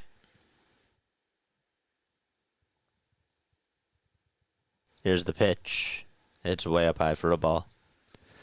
Klon says, I haven't seen you upset like this, but I think you're just getting tilted because we all know this team can be better. Yeah, this is just like a total meltdown. I think it's just a, build up frustration. 1-0 pitch to Kyle. Line drive, base hit out to right field. Trey Turner's rounding third. He'll try to come on in to score. The throw's cut off by the second baseman. And Schwarber gets an RBI single and cuts the deficit to 7.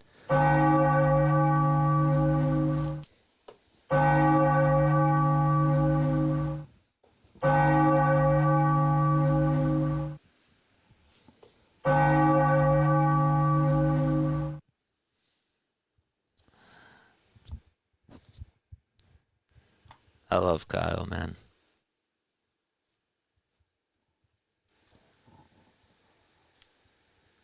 Here comes Alec Bohm.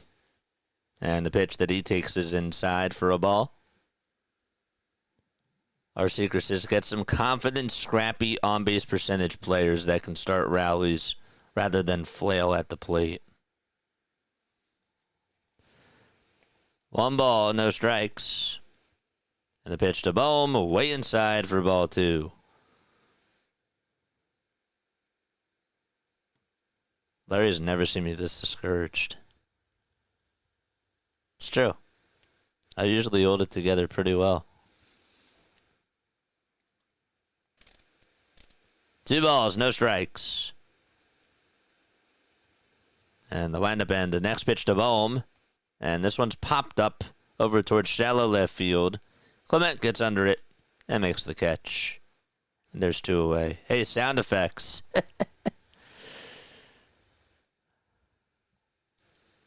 Yep. Sound effects.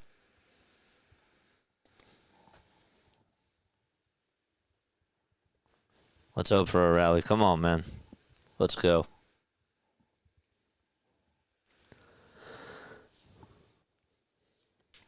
I can only hope for an epic losing streak that cost Rob his job, says Larry.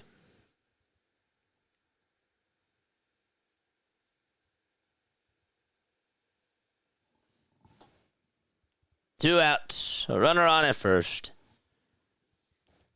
And Castellanos is up at the plate. He's 2 for 2 today.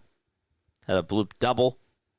And also single was last time up. First pitch was way inside. They tried to see if he went around. Did he go? No.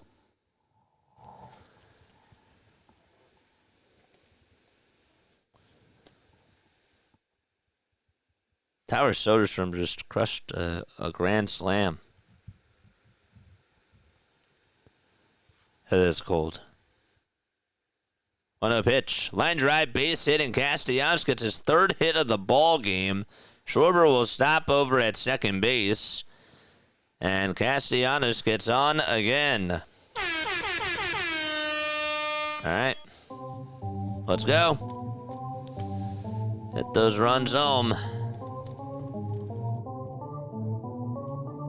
All right, let's go. Charge! Phillies have base runners over at first and second base. And Max Kepler is coming up.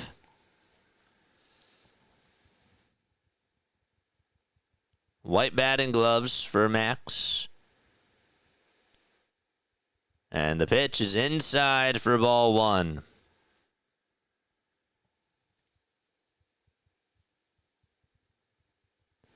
Can't just get 1 run here. You got to get more. Got to get more.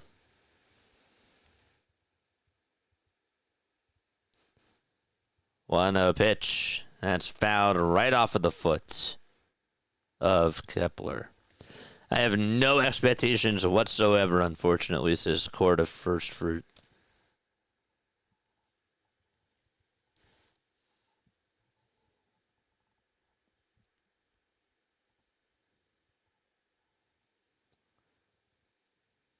One ball, 1 strike to Kepler.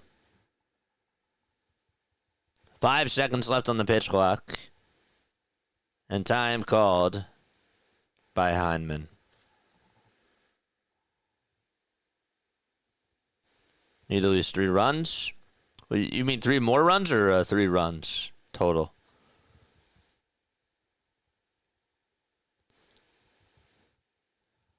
One pitch to Kepler. There's a ground ball hit over to shortstop. Bichette picks it up, throws it over to first. We're going to the bottom of the 6th. Phillies do get a run back on an RBI single by Kyle Schwarber. Bottom of the 6th coming up. Bichette will lead it off. One last time, I'll be right back.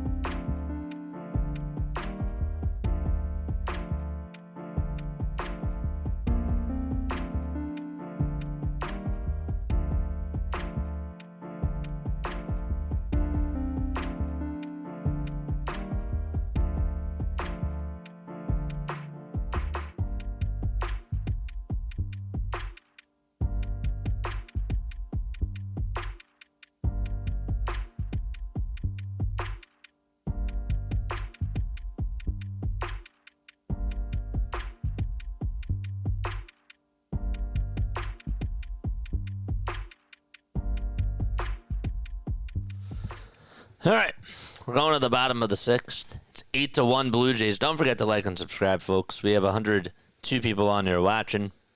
There's bichette, and he takes the pitch outside for a ball. Larry says, I'm just here for the trivia question. Seth Johnson's pitching. We're at 93 likes. Let's get to 100. Let's go. 1-0 pitch on the way. Foul ball.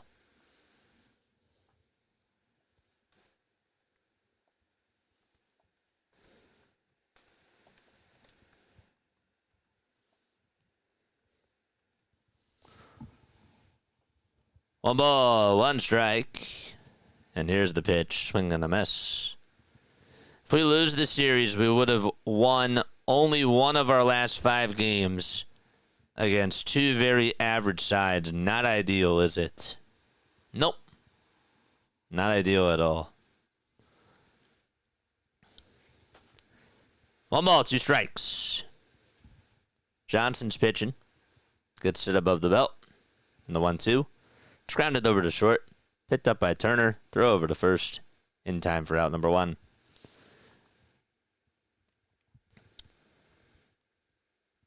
Why not stick with Walker for more than 1 inning? Isn't that why he's in the pen?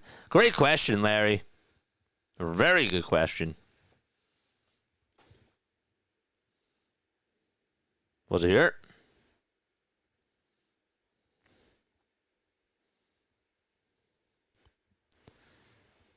Here's Guerrero, and he'll ground this one over to second base. Stott picks it up, throws it over to first. And it's in time for out number 2. We're going to break this all down during the postgame show. We have a nice rant coming up. A very nice rant.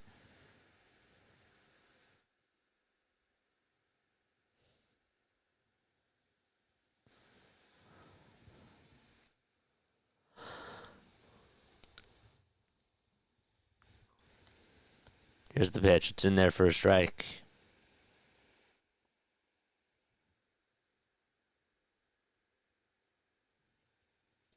Oh, 1. Line drive, hit out towards left center field. And it's a base hit. Springer's going to go for 2. Marsh's throw to second base is off the line.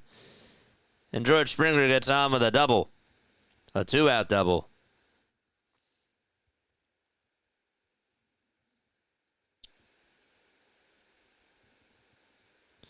Walker hasn't pitched in a week, and yet only goes 1 inning.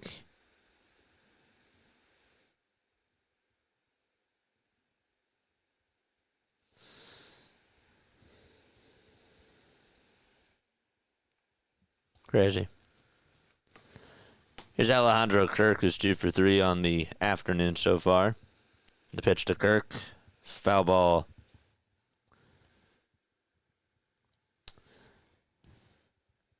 JJ, how do you feel about staying pat for the deadline? I feel trades won't be enough to push this team. That's what I'm saying.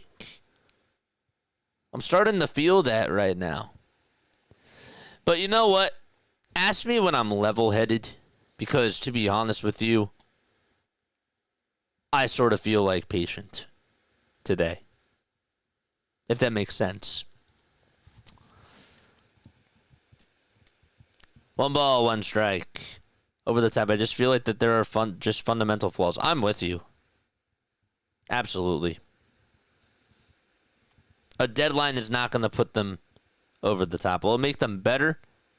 Yeah. But as our friend Mike says, it's still you're putting lipstick on a pig. And it's still a pig at the end of the day. 2 balls, 1 strike to Alejandro Kirk. And the 2-1 is up high for ball 3. Luzardo could be tipping his pitches, but our coaching staff can't figure stuff out like that. He has to be, Larry. He has to be tipping his pitches. There's no way that he just fell off like that. There's no way. 3-1. Swing and a miss. Now, anything is possible with this organization, so I guess you really can't rule it out. But I would be... Part of me wouldn't be shocked, but I also just don't see how that's not the case. just from watching him. Looking at his body language. 3-2. This one's fouled away again.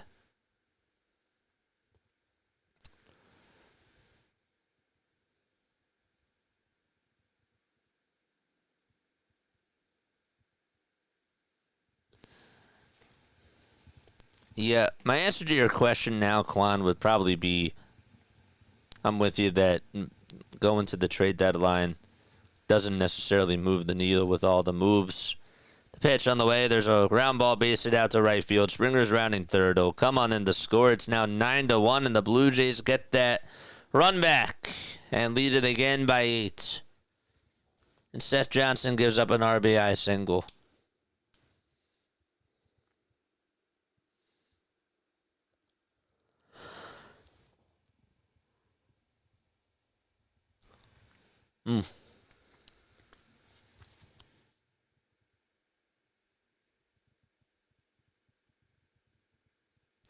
It's going to sound very pessimistic, but that run in 2022 was a major league moment. They were the Indians and had no chance and rose up to almost one win. I feel like that was their shot. We all do. We all do. The pitch, and this one's a fly ball. It's hit out over towards right field. And the catch is made for out number 3. And we're going to the top of the 7th. Actually, that's a lie. The run that they had in 2022 was awesome. Their real shot was 2023. You're up 2-0 in the series against the Diamondbacks. You put up 10 runs in game 2. Nothing was slowing them down. And all of a sudden, they beat themselves. They got into their own way.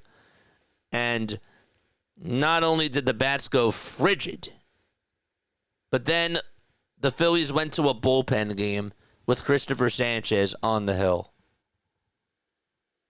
They don't go to a bullpen game there. They win. They win. They win if they don't go to that bullpen game. But because they did, that screwed up the whole entire bullpen. Kimbrel had to pitch more. I mean, I don't want to have to relive the past. But Sanchez could have went another 2-3 innings. And for some reason, he was just on an innings restriction that year. I will never forget when Rob pulled him after he was throwing a no-hitter. And he had 72 pitches. You don't do that. You just don't do that. That was during the regular season. But I'm saying that bullpen game changed everything.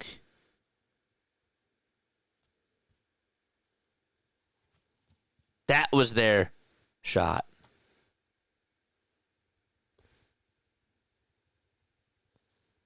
The pitch to Marsh. Foul ball. We got another $2 super chat from Chat Jack. Man.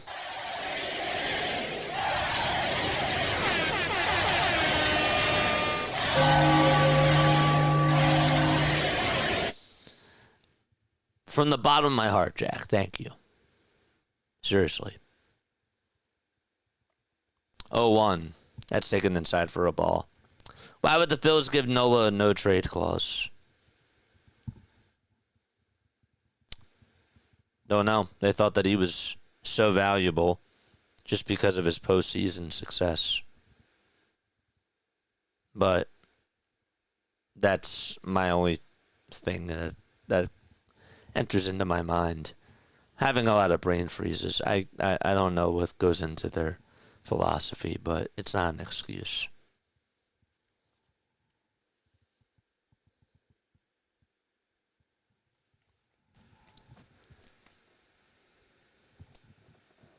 I appreciate it, Cass.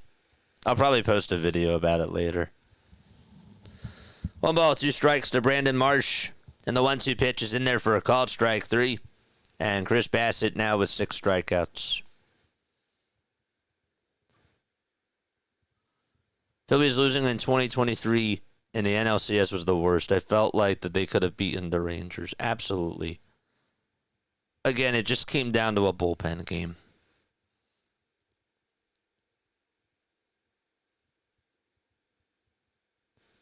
That messed everything up.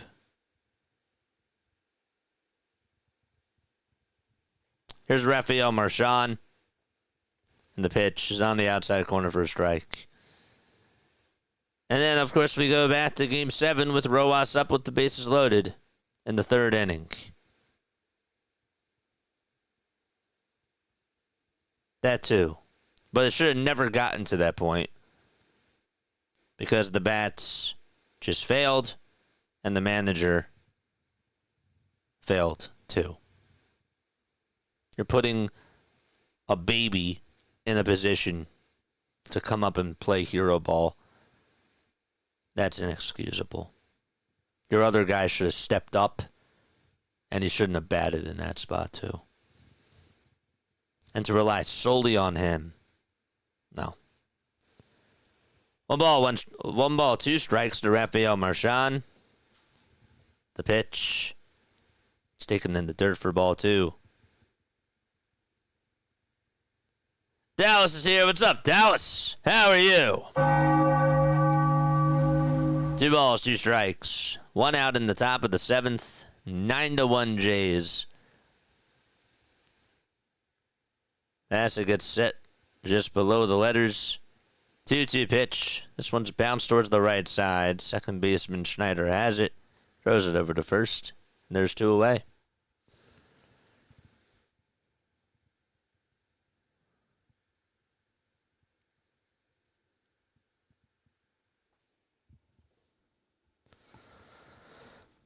Orioles won in overtime last night. Suck it, Panthers. I saw it. I saw it.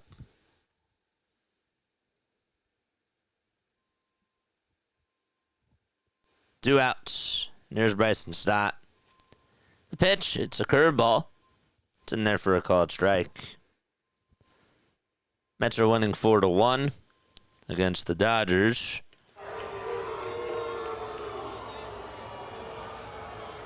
Oh, 1 swing and a miss.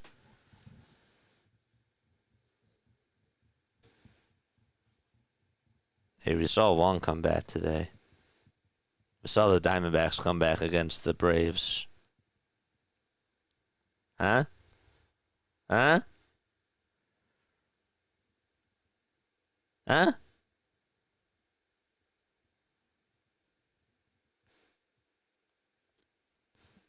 The ball's 2 strikes.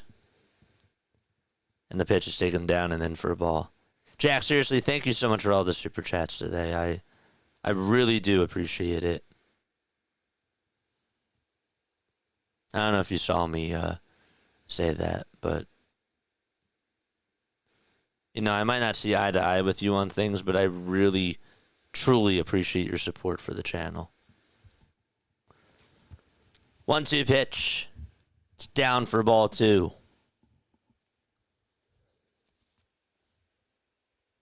Just another 3-hit game for Jacob Wilson. I really want that guy at short. 2-2.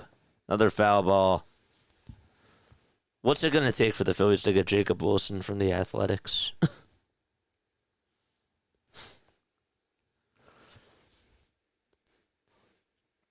Anyone excited for the NBA Finals tonight? I am excited. I'm very excited. 2 balls, 2 strikes to Bryson Stott. And the pitch, line drive, caught by Vladdy. And we're going to the bottom of the 7th. 9-1 Toronto. And stretch time out at the Rogers Center. Okay. It's time for your Philadelphia Phillies trivia question of the day. I'm going to ask you a Phillies trivia question, and if you get it right, you will hear this. If you get it wrong, you'll hear this. The National League approved a new franchise for Philadelphia to begin play in which year? What year? I probably should have asked it a better way. What year did the Phillies begin their franchise?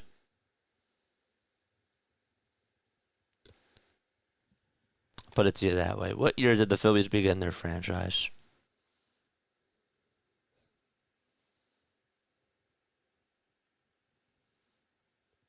What year did the Phillies begin their franchise? 1883. Good job. Very good job. Good stuff.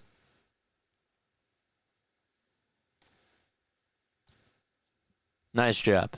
David says 1883. Larry says 1883. I want us all to be winners today because this team is filled with non-winners today. So I wanted it to be something that was easy.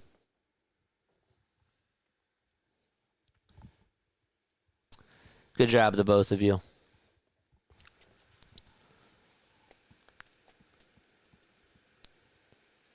Here's the pitch to Schneider. There's a fly ball. It's hit out over towards right field. It's carrying. It's going back over towards the warning track. Castellanos has room, and he'll make the catch. That was, they need to forecheck better. Springer, Kirk, Clement, Schneider, and Straw combined today. 8 hits in 17 at-bats.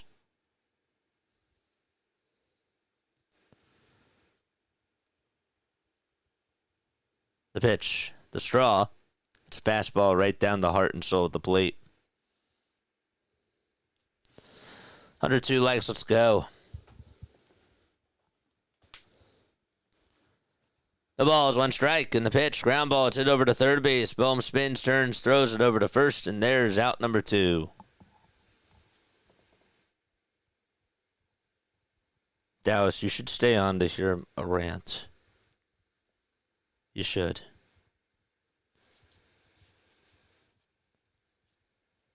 Grab your popcorn, Dallas.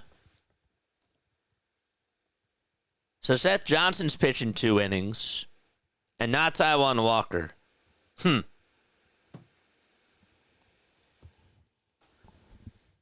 Blue Jays are tied with the Rays. They're both 5.5 games behind the Yankees. And they're 32-29. Pitch. That's a pie. 1-0 pitch. Ground ball. It's hit over to first base. Harper has it. Flips it over towards the pitcher. Seth Johnson, who goes to cover the bag, and there's out number 3. We're heading to the 8th inning.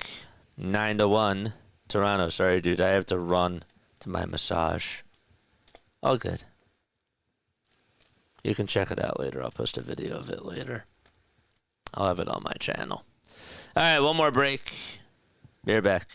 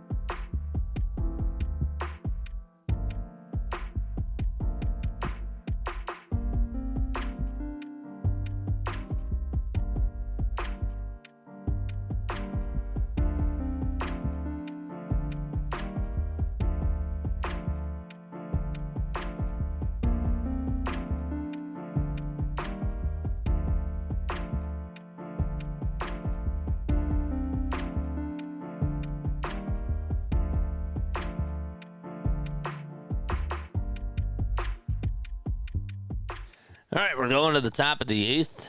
Turner, Harper, and Schwarber are due up in the batting order for Philadelphia. Mason Flaherty is going to be pitching for the Blue Jays. Left-handed pitcher, 3.33 ERA, in 24 innings of work. Turner's up, and the pitch is outside for ball 1.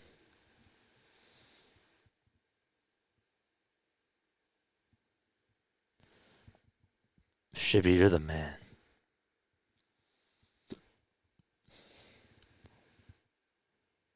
The 1-0. It's up high. Excuse.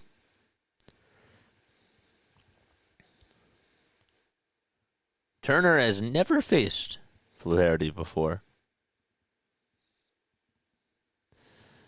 2 balls, no strikes. And the windup in the next pitch. And he'll get the call there for strike 1. Well, at least we're not the Minnesota Twins. They're getting absolutely murdered 12-1. 2-1 pitch. There's a grounder. It's rolled over to short. Bichette picks it up, throws it over to first. It's in time.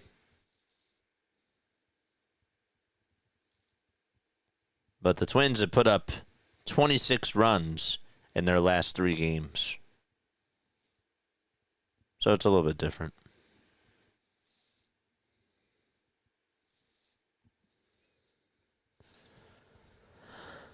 Here's Bryce Harper with no batting gloves. 1 out, and the pitch to Harper. Foul ball. Orioles lead at 4-3 out in Seattle. Cal Raleigh hit another home run. That's his 24th of the season. He's in first. And he's also now 6th in RBI and 4th in OPS. The pitch, swing and a miss. Counts 0-2. Harper today 0 for 3. The windup and the next pitch, and Harper fouls it off.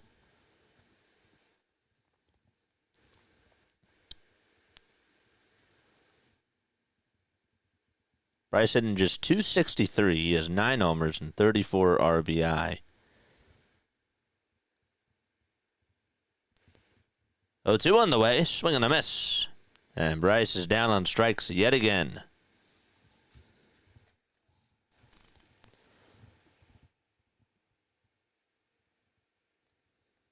Sweeper, sweeper, sweeper.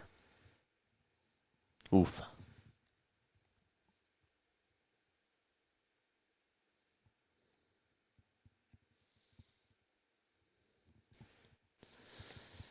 Two up, 2 down. In the top of the 8th. Schwarber's up. And takes the sweeper again. That's in there for strike 1.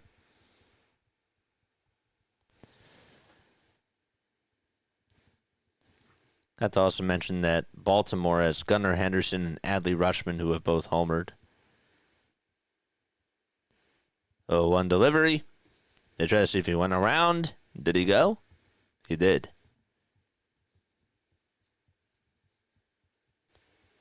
Those bird feathers? No. I was looking to see if they showed a close-up of the mound. 0-2 pitch. And Schwarber says no thank you to the sweeper. It's low and outside for a ball.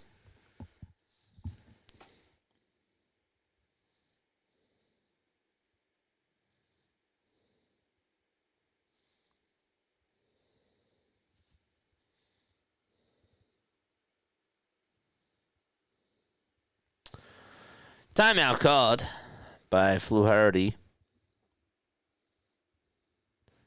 And he's going to talk to Hindman here.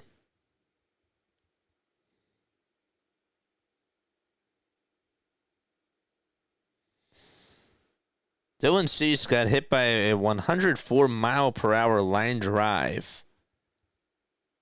And he's still out there. Right off of his right arm. 1-2 pitch. It's low and away for ball 2. Giants have a 3-2 lead. They're hosting the Padres.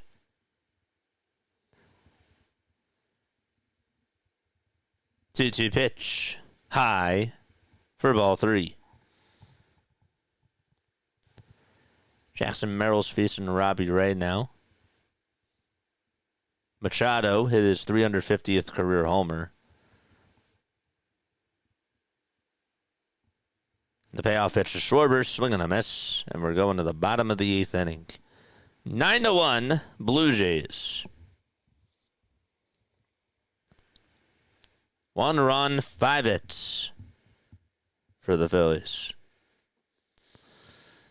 Cal Raleig's 24 homers are 3 more than any other primary position catcher in his team's first 61 games of a season. That is impressive.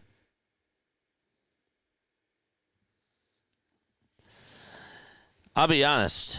I didn't know if Cal Raleigh was going to turn on into a good ball player. I've been wrong about Cal. He's good.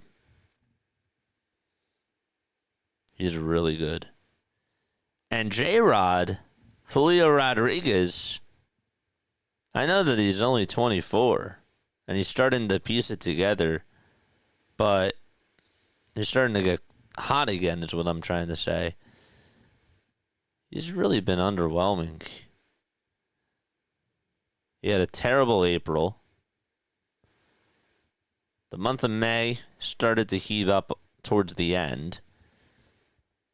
And he's carrying that into June, but just hasn't really overall been a good year for him. But last year he struggled too. He had 20 homers and 68 RBI and 567 at-bats.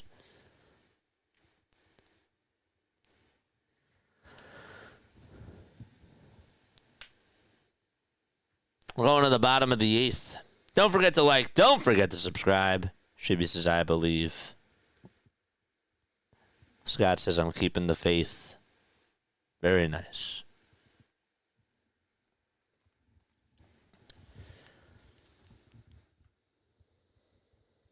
$106 likes. I'm happy that we got over the 100 marker.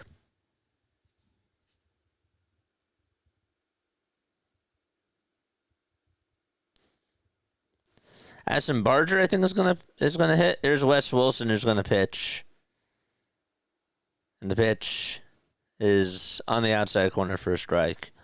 I'm so done with the position players pitching.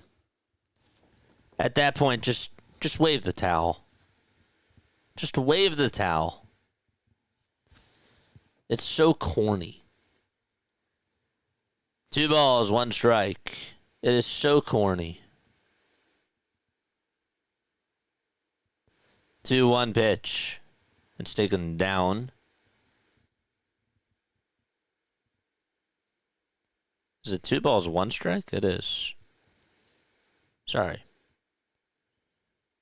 This pitch is inside for ball 3. Just throw in the white towel.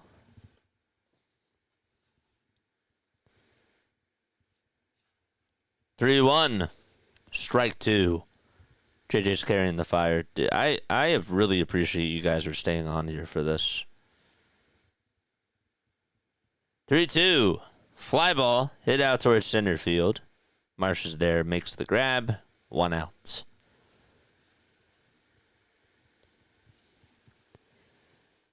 We got a nice rant after this. Oh, just you wait.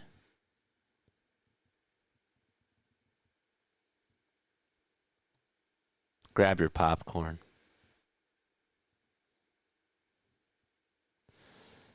Here's the pitch. It's a foul ball. Goes out of play.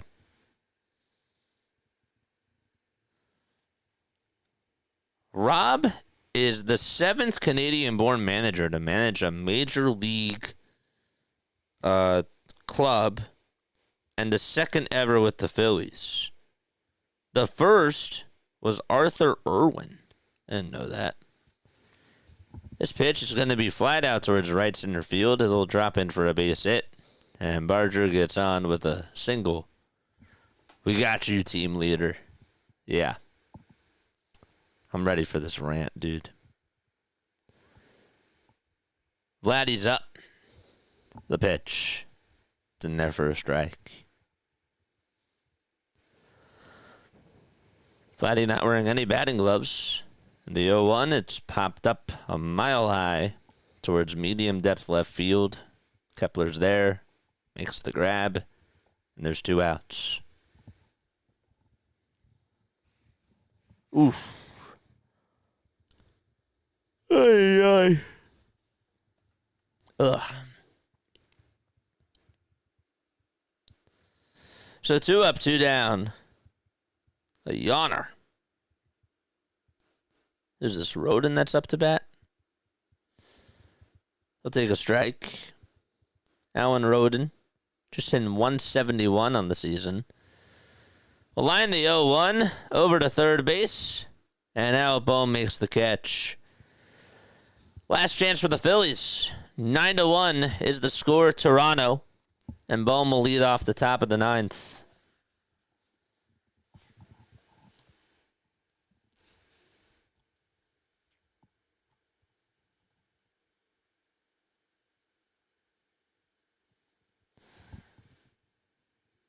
Edman, Hernandez, and Conforto are coming up in the Dodgers game. Dodgers scored 3 runs in the bottom of the 3rd after Pete Alonso hit another home run. Folks, make sure you guys hit the thumbs up button. Hit the subscribe button as well. I made sure that I gave you guys memberships today because, again, this is pure loyalty. It really is. This is pure loyalty. And I love it. Absolutely love it.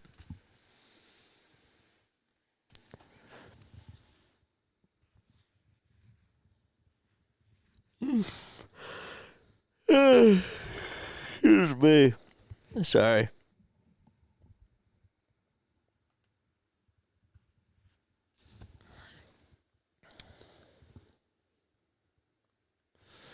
How long has this game been going on? 2.5 hours. 2 hours and 15 minutes, really.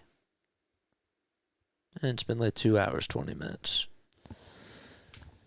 Not bad. Not bad at all.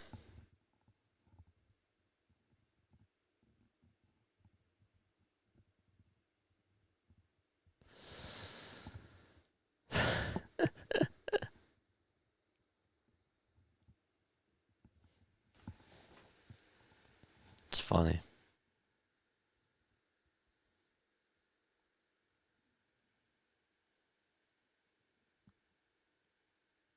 I'm ready for this all-timer. I'm ready to explode. I'm ready. David's ready.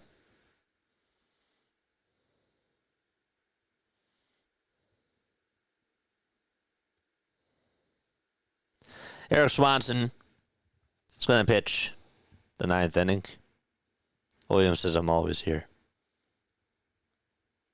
Appreciate you guys.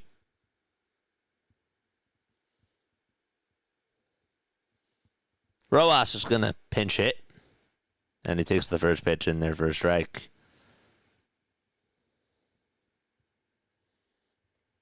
I'm sure he is going to go off.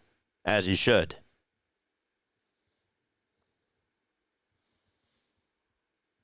Oh, 1 pitch. Ground ball. It's hit over towards first base. And there's out number 1. Casco says, I don't think I'm loyal. I think you are, actually, man. I think you're entertaining. I'm being entertained. So I stick around. The star is you, my boy.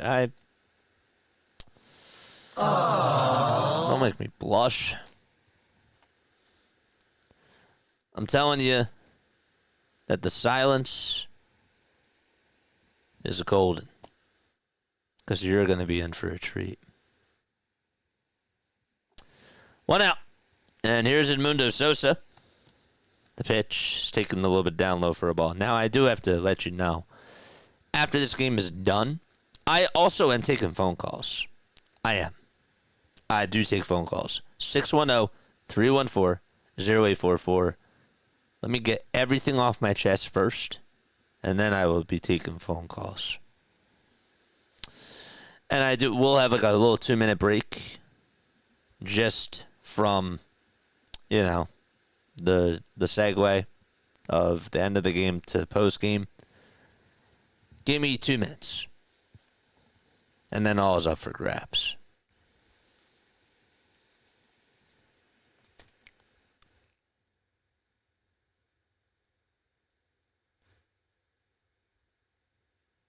This isn't just a smile.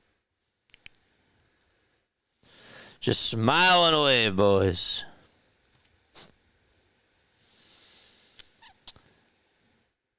That's from the Penguins of Madagascar. Who got the one run? Kyle Schwarber had the RBI single. 1-1. Fouled away.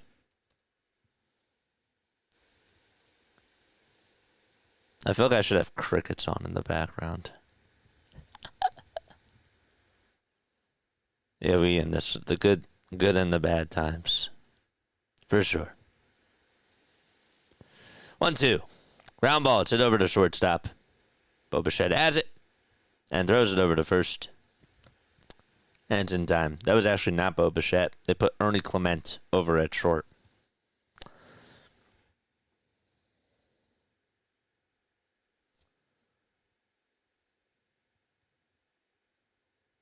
Shante says, of course he got the run. Of course he got the run. Yep.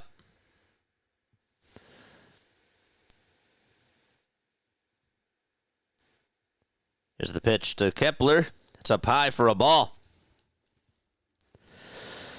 Ay, ay, ay. 102 people on here watching. Stay here. Do not leave. Do not leave. 1-0 pitch. It's up high for ball 2. Do not leave.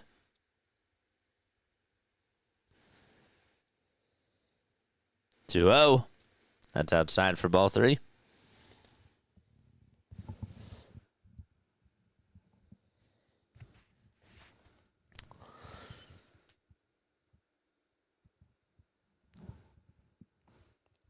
Three-0 pitch. It's in there for a strike. Dallas isn't here rubbing it in. Dallas isn't really like that. Dallas is a good person, Plus, she had an appointment. 3-1 pitch. Popped up. It's hit out over towards shallow center field. Who's going to get there? Center fielder calls off the second baseman, makes the catch, and finally, the game is over. All right. 9-1 is the score. The final score of this one here. And you can just toss that one in the trash can. All right. If you're not going to stay on, that's cool. That's fine. If you don't want to hear what I'm about to spew, that's cool. All I ask is just to hit the thumbs up button on your way out. And thank you so much for sticking this one out. Again, from the bottom of my heart, this game, this was probably the worst game that they've played this year. This was the worst game that they've played this year. I don't care what anybody says. Everything that they put out there today was absolute garbage. And you guys deserve an award for sticking this one out. You do. Give me 3 minutes. 3 minutes. And I will be right back.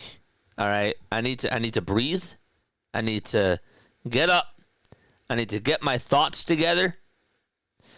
And then again, we're going to be taking on. We are going to be taking phone calls. Everything is up for grabs today. Everything is up for grabs today. Rob, everybody, Dombrowski, everybody's up for grabs today. All right, three minutes, and I will be right back. Not the 17-2. This was the worst. 17-2 is really bad too. But this, we'll dive on into it. Okay, don't go anywhere. I'll be right back. Okay, 3 minutes, and then we'll be back on.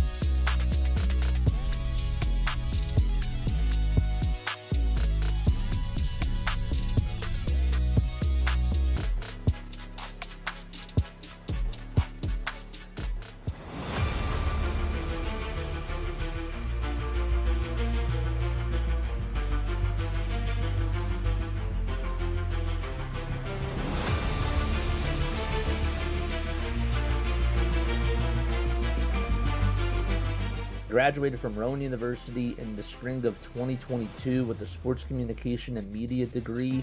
I got to actually call minor league baseball and G League basketball games while I was in school. And then I graduated, and as soon as I graduated, I went to NFL Films in Mount Laurel, New Jersey.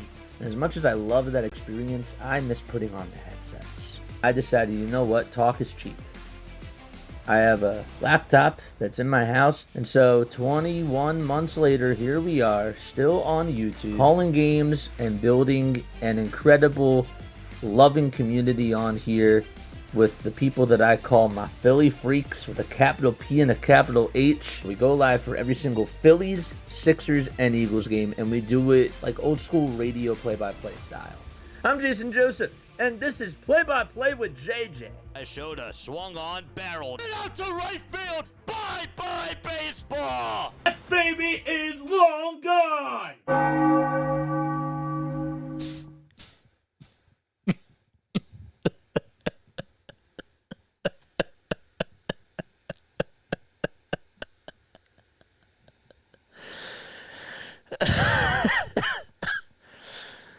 What a joke.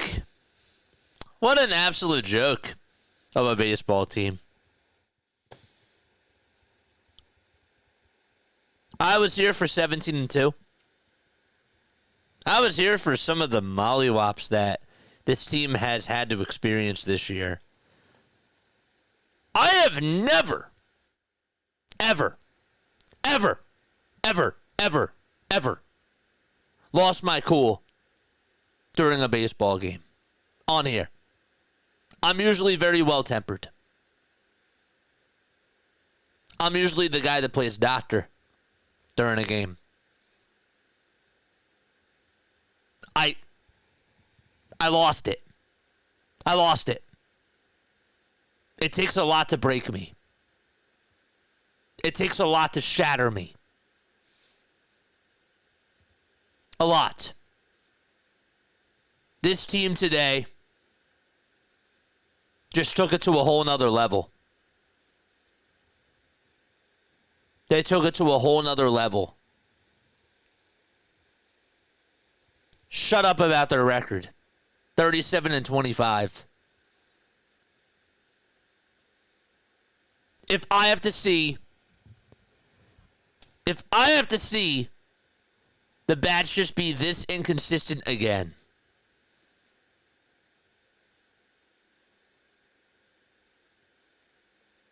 I'm going to throw up. Luzardo was tipping his pitches. Let's call it what it is. Jesus Luzardo today was tipping his pitches. Every single Blue Jay just knew what he was going to throw. They could see it. He was showing his cards. How does your manager not understand when to take the man out? How does Max Kepler out in left field not run for that ball? And on the other side, how does Trey not catch the ball? The ball was literally hit right into the glove. Catch the damn ball.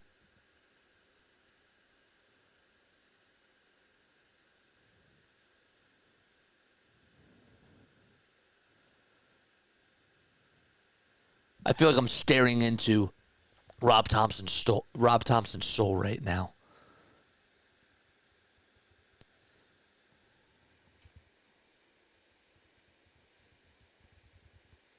They need help.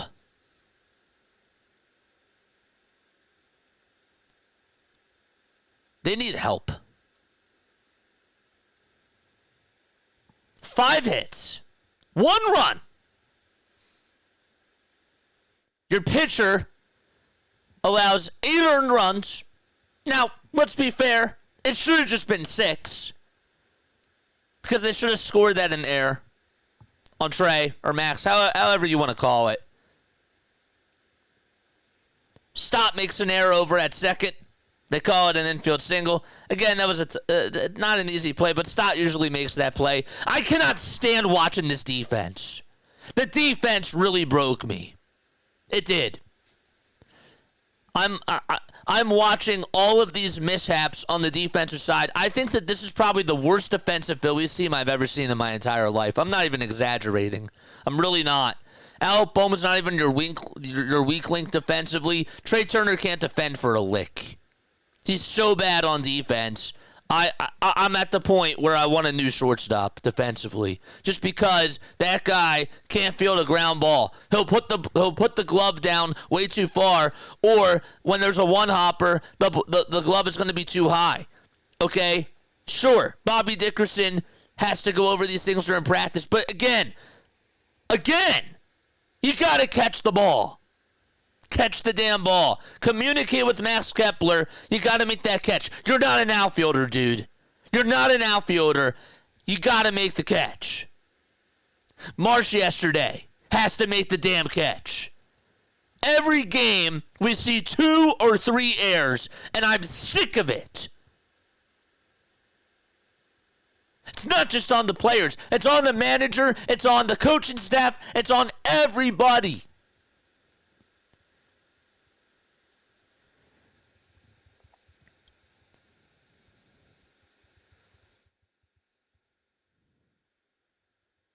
They're so slow. They're slow in the outfield. Everybody has brain farts. Everybody on this team has brain farts. It's unacceptable. And then Trey's going to say, I already hear what Trey's going to say in this press conference. I got to be better. I can't let my team down.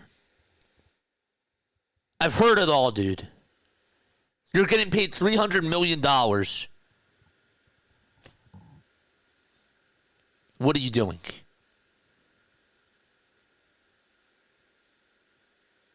What the hell are you doing?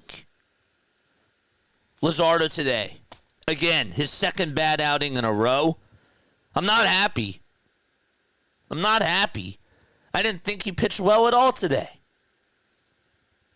But I'm more just absolutely disgusted with the management of this team for not pulling him out of the game when they recognize that there's a problem. I don't even know if they recognize that there's a problem. I think that they just leave him out there and they just let him pitch because they're like, well, let's just see if he can get the next out here. Let's see if he can get the next out here. Then we're going to wait. He'll get there.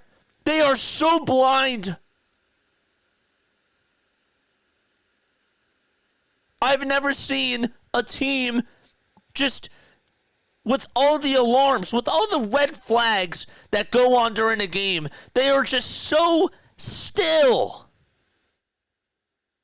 They're naive.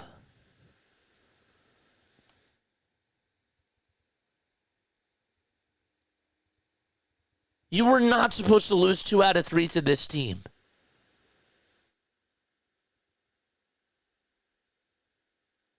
The philosophies for hitting are the same. They struggle with the off-speed pitches. That second inning, Bohm ahead in the count 2-0. Schwarber ahead in the count 2-0.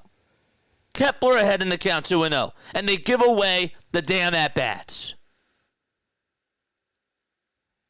It's a Kevin Long problem. And there's no adjustments with their philosophy. They go out there with the same exact game plan over and over and over and over and over and over and over again. Nothing's going to change. We knew that this was going to be a problem heading on into the season with the coaching staff, with the lack of outfielders that they got, with the lack of talent that they got. They stuck to their plan. They were so stubborn about it, and this is what you get.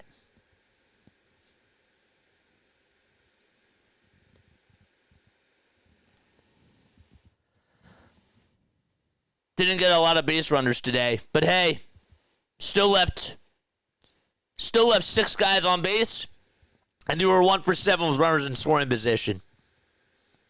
They still find a way to do that because that's the Phillies for you. That is the Phillies for you.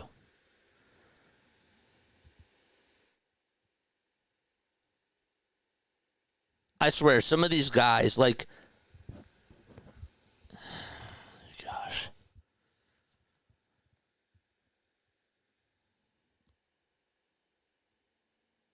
There's so much dysfunction with this team.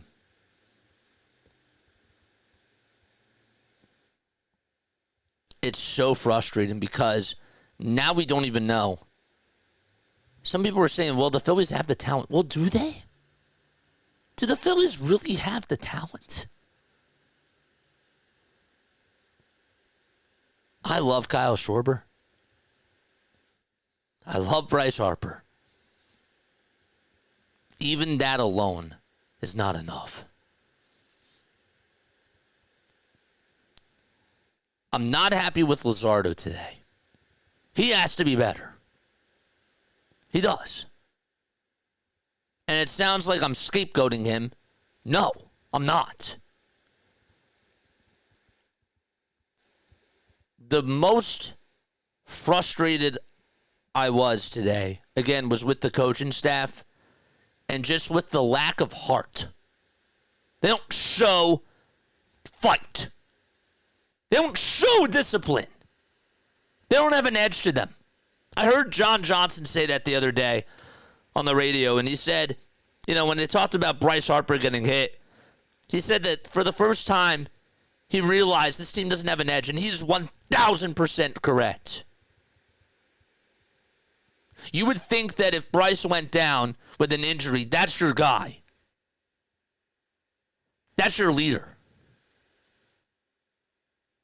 Next man up mentality. Remember how a couple years ago, during that 2022 season, when Bryce Harper did go down with that elbow injury and he had to miss a little bit of time, the team did fine. We actually gave credit to the team for doing a good job at finding the holes and executing. There's no sense of urgency. There's no willingness to get better. There's no Mamba mentality. They don't have that. And even if they bring in a guy during the deadline to help out with the lineup, it still isn't enough. Because again, can one guy change everything? No. They could get a new manager. They could get a new manager. They could get a couple of more relievers, and they could get an outfielder, and yet you still have a hole at shortstop. You still have a hole at third base. You still have a hole in center field. We don't just need one outfielder, guys. We need two. I've never felt this before. I've never felt this just bitterness. Like this absolute anger.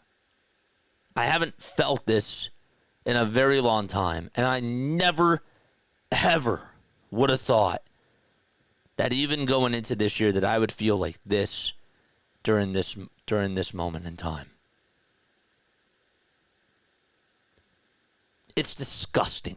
This is not the baseball that we signed up for watching. If I have to watch Trey Turner make another error at shortstop, I am gonna throw up. I'm gonna throw up.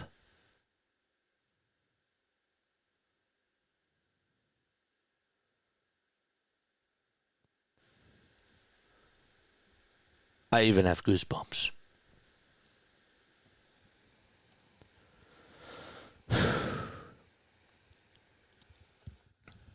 We cannot be Chris Bassitt.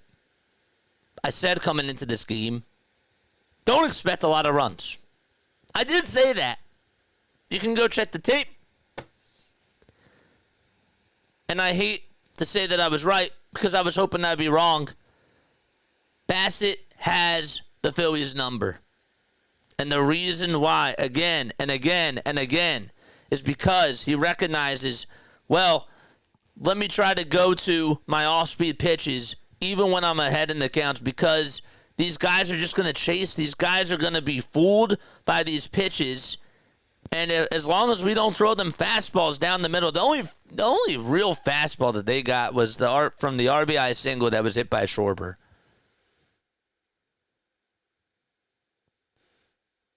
They gave away, I think I lost track, but there were 6 different at-bats where they were ahead in the count, 2-0. According to my knowledge, and I could be wrong about this, but I counted 6 times that they just gave away at-bats.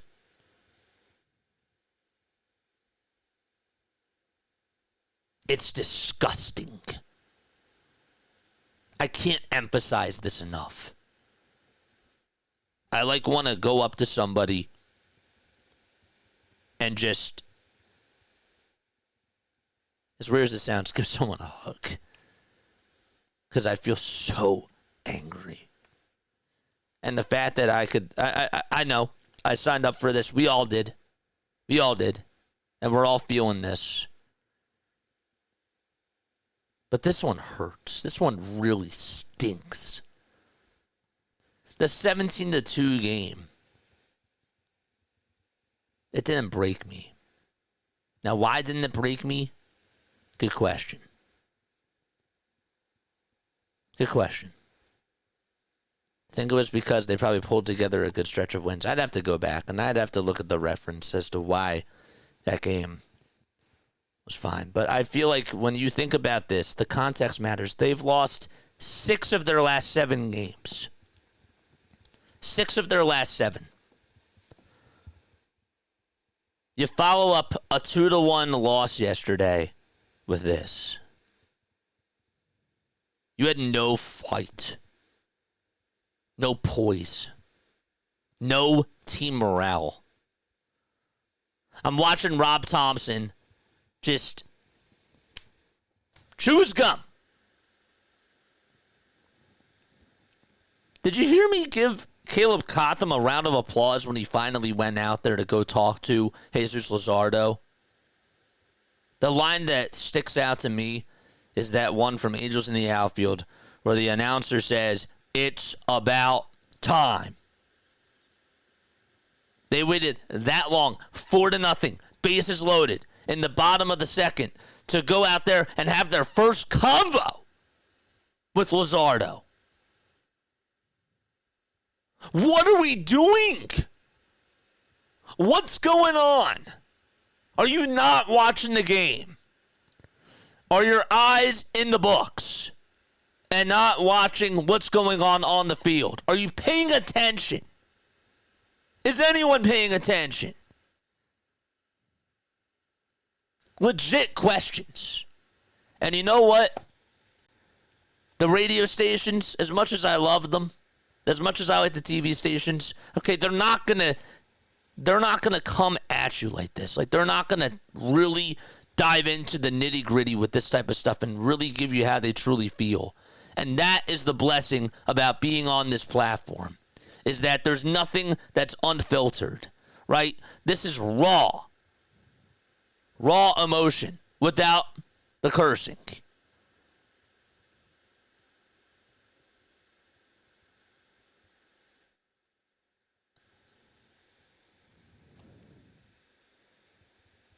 I look at the 37-25 record, and I'm like, they should be, with the way that we're talking, they should probably be last in the division.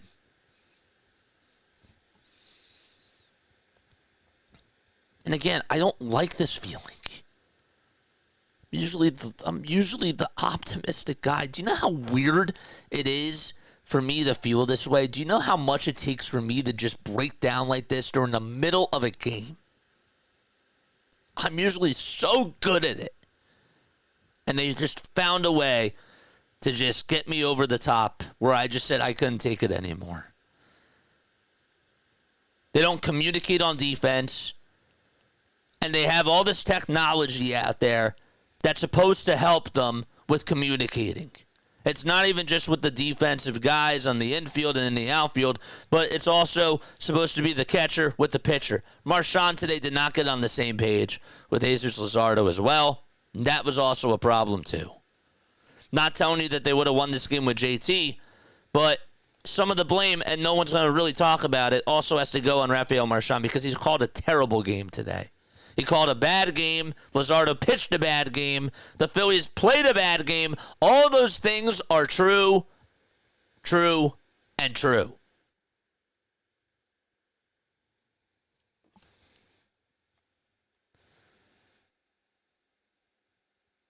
Joe Ross is going to start for the Phillies on Friday. I don't even give a damn.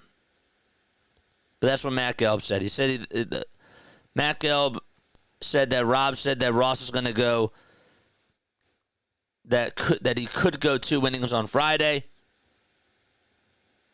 and that the Phillies will have a bullpen game. I don't even care.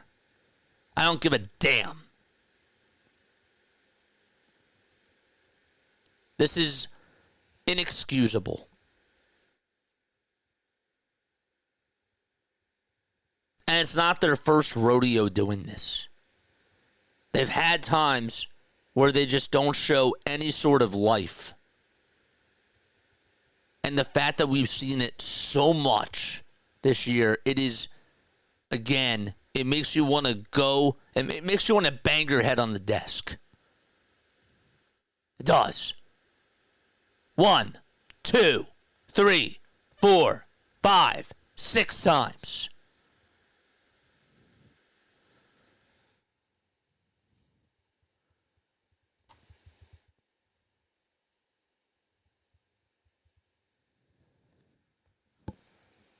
I'm taking phone calls. But my gosh, this one just tore my heart out. I have to go back to that play where Kepler and Trey had that pop out. And again, how the freak does MLB not rule that an error? The fact that that's ruled as a single is such a disgrace to the game. That doesn't even matter at this point, but, you know, it's just so sad. It's so sad.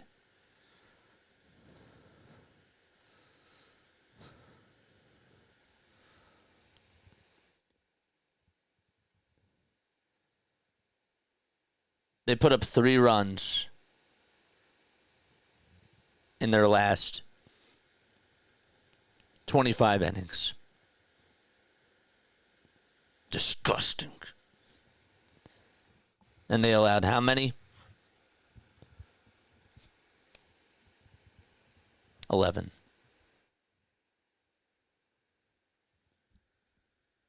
Sickening. I will read your text messages. And again, if you guys want to come on in, you can. You can call in 610-314-0844. I'm sure I have a lot more fuel in the tank.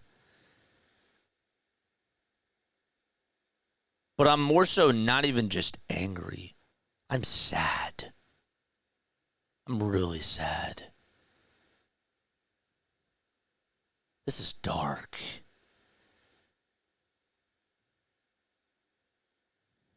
It's gloomy.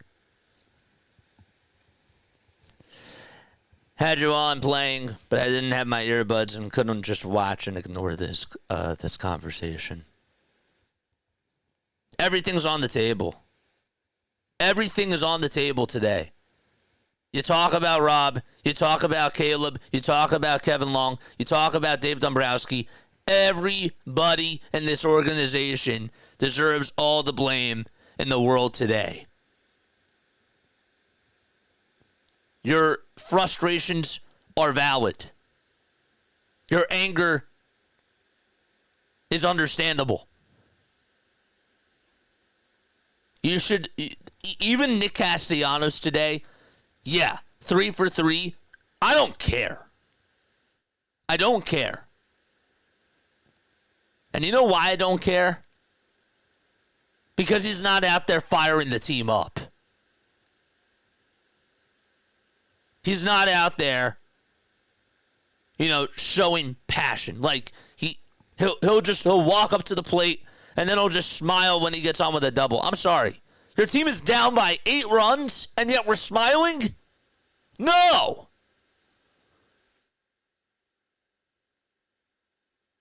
Are you watching the game? Do you see that the Phillies are losing by 8 runs and that you're happy that you get on with a single?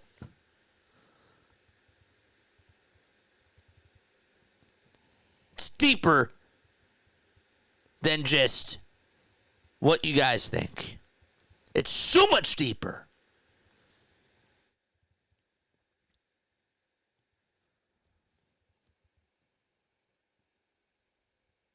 All they can do is try and get this mess out of their heads and get ready for tomorrow, says Crawley. Yeah. Bullpen game tomorrow. And yet,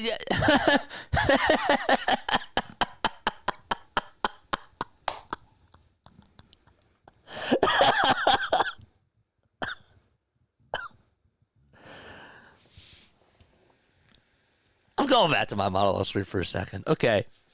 Your manager, your freaking manager, says, you know what? We're going to go to a bullpen game tomorrow. Taijuan Walker pitched 1 inning today. The goal was to put Taijuan Walker in the freaking bullpen to have him go 3 to 4 innings. He pitched fine. There was no discomfort, nothing like that. He was pitching good for that 1 inning. So if you knew that you were going to have a bullpen game tomorrow, why the heck is he not pitching for 4 innings today? Can somebody explain that to me? How come he doesn't go 3 to 4 innings today, knowing that the manager is going to go to a bullpen game tomorrow? Or why even pitch today? We're not going to get the answers. It's stupid.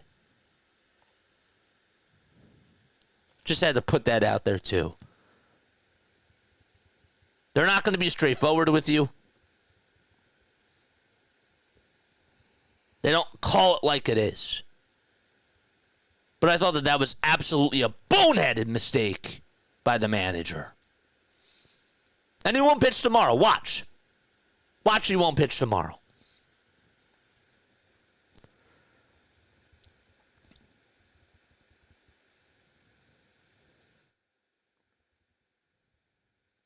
Trey should have caught it, but that was Kepler's ball. Absolutely, it was Kepler's ball. But you're getting paid $300 million, and you can't make that catch, and you're right there. And again, Trey hasn't had these issues. It's not the first time. If that was his first time, I would say yes, of course. You know, give him grace.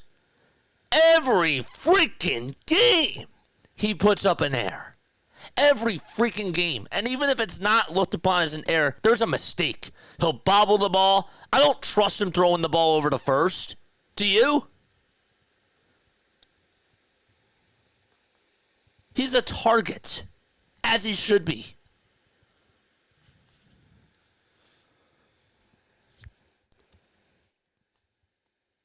Even if you bench somebody at this point, what are you doing?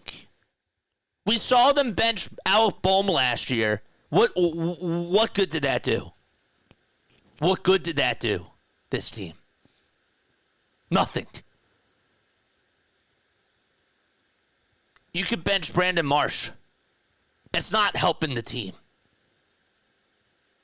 I'm sorry. I wish it was as simple as that. Even if you bench like 3 to 4 players, I'm coming to the realization now, you could do those things, but yet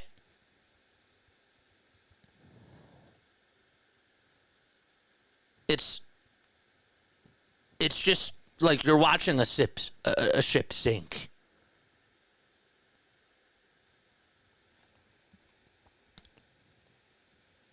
They don't communicate on fly balls. Remember the time Rojas stood there looking at the left fielder while the ball literally landed on his foot? Oh, yeah, that was against the Cubs. How could I forget about that? How could I forget about that? I really don't know what they do during batting practice. With the hitting coaches, I don't know what they do. I feel like that they just let these guys do whatever they want. There's no discipline. And again, I don't cover the team. Okay, like I'm not there in batting practice. But one has to question what really is going on when there's batting practice, when they're doing drills. Are they doing drills? Like I'm at the point where anything is possible. Anything. Are they fielding ground balls? Are they going over signs? Everything is in question here. Everything.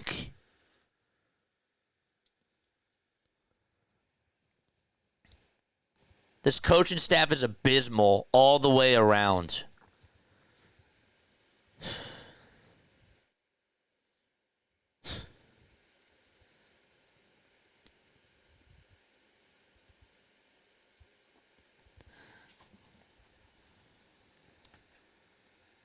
Preston Mattingly is just ahead. Preston Mattingly, when he came on in, he was the president of the scouting department. We all loved that move.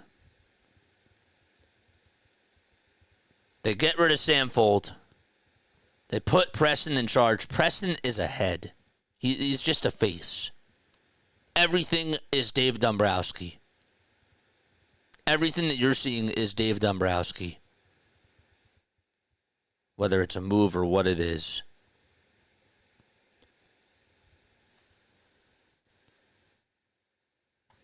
If I was the coach, I'd be breaking bats right now in the locker room, says Eagles 1977.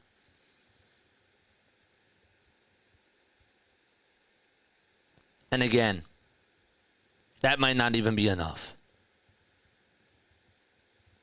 Yes, we saw that Rob coming on in for Joe certainly did help. Does this team even have the talent? I really think that that's a legit question. JT is not who he once was. I was fine when they got rid of Rhys Hoskins because I thought they were still going to get production from JT. And Bryce was going to play first, and you didn't need a first baseman. Because you still had power in the lineup. You still had protection around Bryce. You don't have protection around Bryce, and not only that, but Bryce can't even protect himself. Period.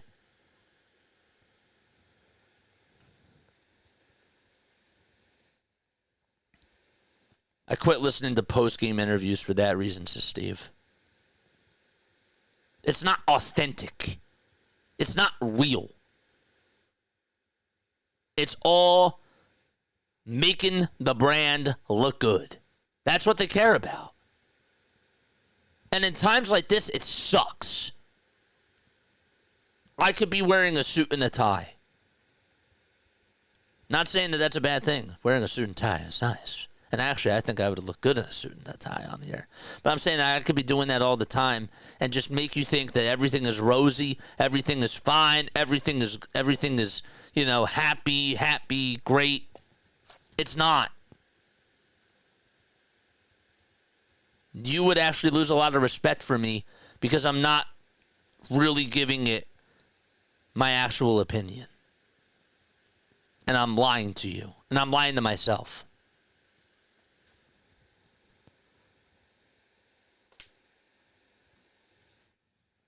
I wonder how many Phillies are playing golf right now. Oh, they're going to get on the plane and they're just going to play cards. They are. They're not going to have these heart-to-heart conversations. And you know what? You gotta.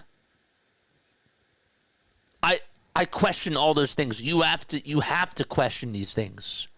Okay, and again, we don't follow them. I'm not an insider. I'm not. But you have to speculate. With what you see on the field, it translates off the field. I thought that the whole goal was to win games. I thought that the whole goal was to rake the baseball and put a team together that had championship aspirations. Does this look like a championship team to you? Does this look like a playoff team to you?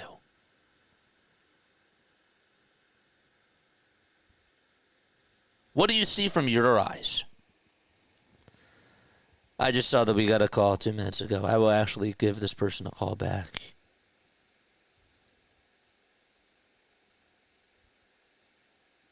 I will do that.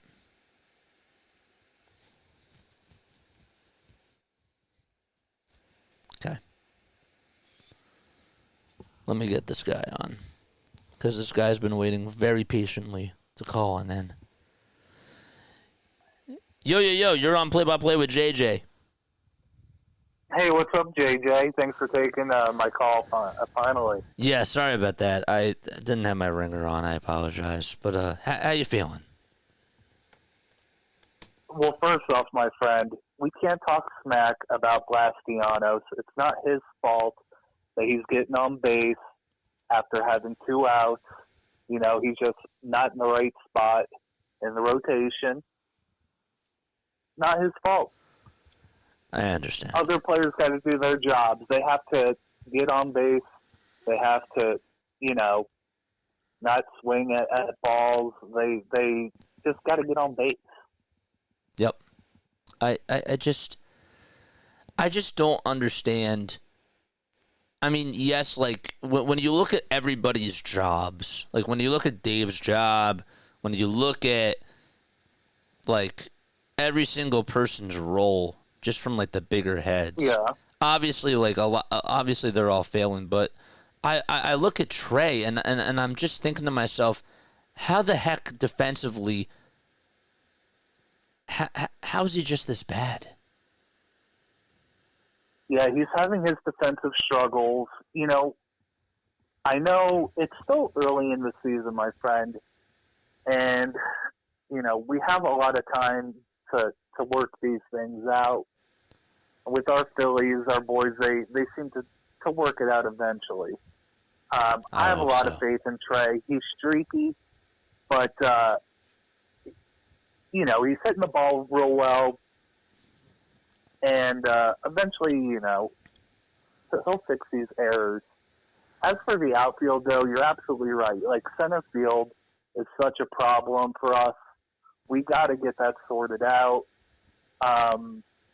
And we got to switch up the rotation. Yep. We don't need Stott, starting off our lineup. He doesn't need to be there. Let's go ahead and put Schwarbs back there, or even try Harper there. Like, let's get Harper going, getting more at bats, because he's in a little bit of a slump. But ultimately, my friend, let's walk off the ledge. We're in second place. No big deal. I know it sucks to lose 2 series in a row, but we have to have faith in the Phillies, and we're the fighting souls, and we're going to be just fine, my friend. Like, I really cut them a little bit of slack.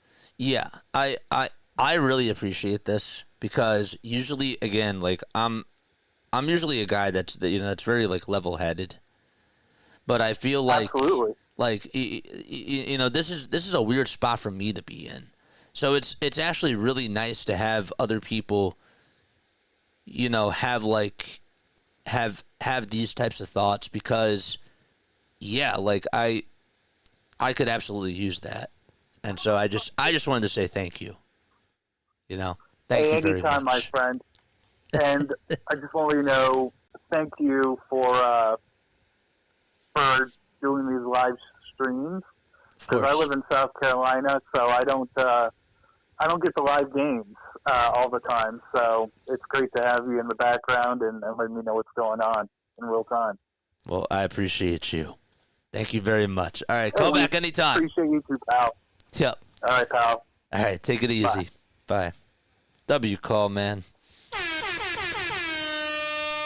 It was. Look, I wish I would give anything to have, a positive look, especially with the Trey Turner stuff. I don't see that changing. He's shown you that this is who he is. What other evidence do you need? But I still, again, like I was just telling the caller, like this feels weird for me. It does. But it's nice to know that other people can pick you up, even like when you're feeling like this. And that's the beauty of sports. Didn't I tell you every time to him it's him and it makes my stomach turn? It's not defense or offense. It's a team-wise disease, says Larry. Yeah, it's like that they have like just a contagious disease out there, and I can't explain it. I can't. I wish it was just the defense. I wish it was just the bullpen. It's not. It's not. If it was just, even if it was just the bullpen, we could still say, hey, our starting pitching is great, and our bats have been going for us. It's not as simple as that. It's just not. If it was just the bullpen, I would say, we have a chance. It's not just the bullpen anymore. Like, it's everything. No pride nor dignity. Rob doesn't know his team. Says Crowley. I don't even know if Dave knows the team. And to be honest with you, I didn't want to go here. But you know who's been kind of quiet? And I've given this guy a lot of praise for going after the big contracts, for being willing to spend the money. The guy that's gone a little bit quiet is John Middleton.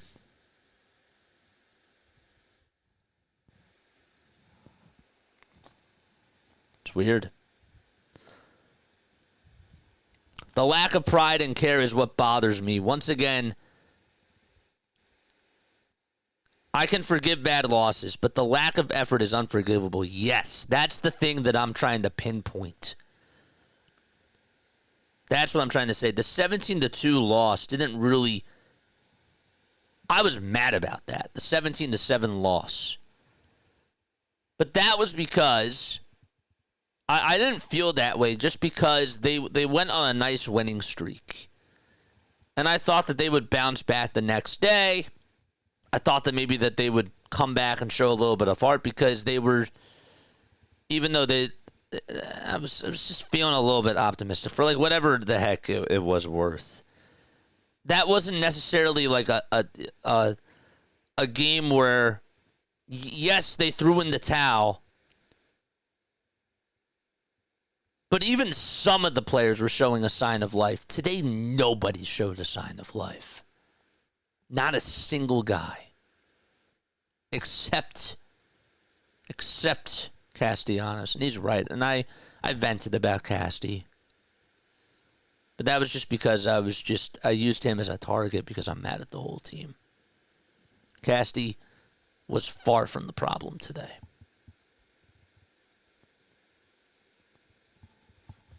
But again, he is who he is. He's inconsistent. Mikey Miss will also light them up. Don't worry, says Steve. You're right. He's probably the only one. He's the only one.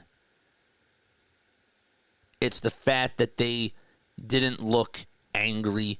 It's the fact that their body language, their tone, just says, all right, on to the next one.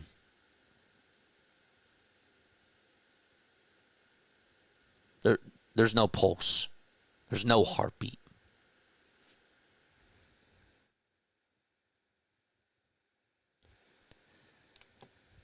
JJ, what do you think about the Pirates series? At this point, David, I could care less about the Pirates series. With all due respect. I could care less.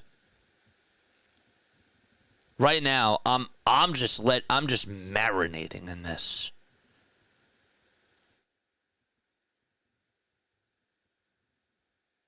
I'm just letting this rain all over me, shower all over my brain.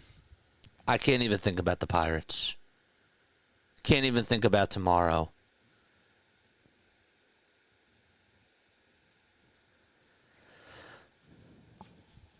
They're just not playing to the record, says Shante.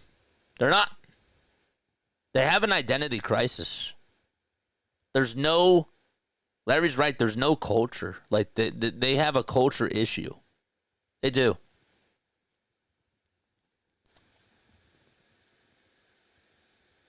They get into their heads. They think to themselves, well, we got to play small ball, and we got to do it to, like, the fullest degree. That's flawed. Because they don't know how to do it the right way.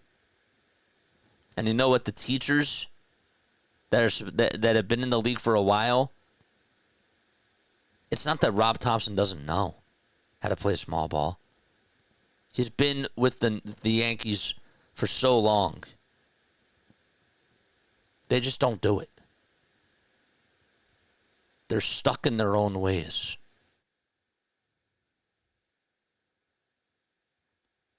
I go back to spring training. Remember when they said, yeah, we're not going to practice bunting with Johan Rojas until week 3. You know how many times Rojas bunted after week 3 of spring training? 2. 2 times. He lied. He said that we're going to work on that a lot. And I actually gave him the benefit of the doubt. And I said, okay. And then I said 2 words. Show me.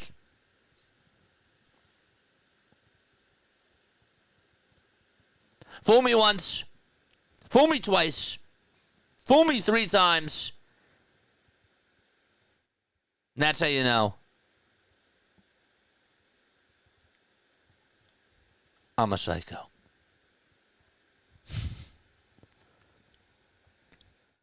As a regular 9-to-5 employee, I've seen people slack off. I've never seen an entire organization take a vacay for no reason.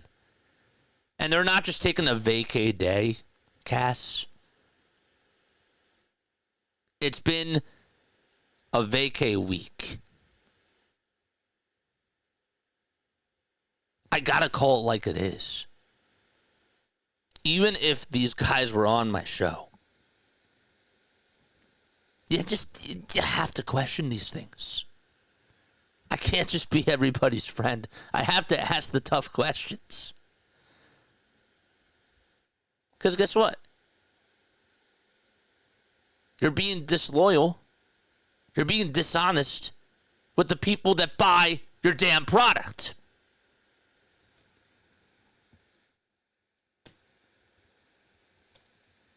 JJ's like the Phillies dad. I'm not angry. I'm just disappointed. I'm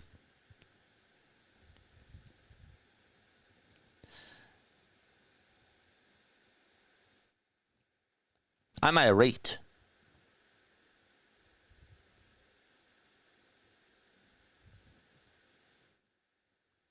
I'm ashamed.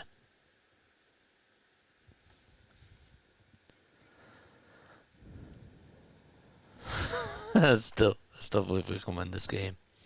Again, calling into the show, folks. Phone number's right there, 610-314-0844. I feel like we're talking about the elephants in the room, and they're not even doing that.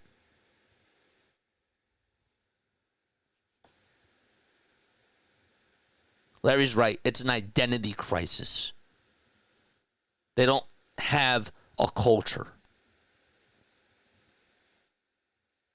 They don't have a clubhouse essence.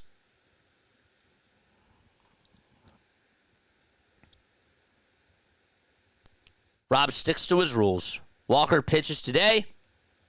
Can't pitch tomorrow. This means tomorrow is Hernandez. Ross for probably 2 innings. Banks, good luck with that. I don't care if you're playing the Pirates.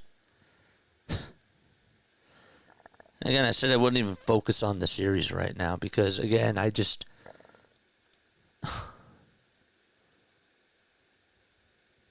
I've never felt like this.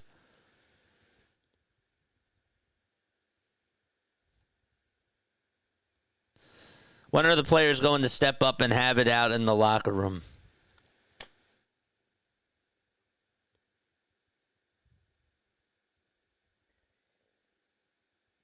You know what it is? It's a game of, what's that game where you make the first move? It's not cat and mouse. It's, oh my gosh, what's that game called? Who blinks first? Anybody know what I'm talking about? Can you think of the word? I can't think of the word.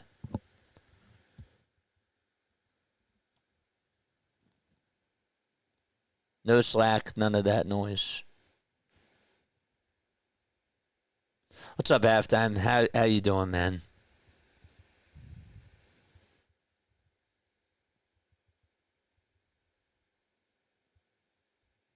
There's more heart shown on playground baseball than this team is showing. How can I get better? Something else that I actually gave Max Kepler praise for is when he grounded into that double play. Back in the Washington series, he stayed after he took extra batting practice. I better here today. I'm going to stay after and I'm going to take extra fielding practice after not calling off Trey on that fly ball. But he won't. He won't.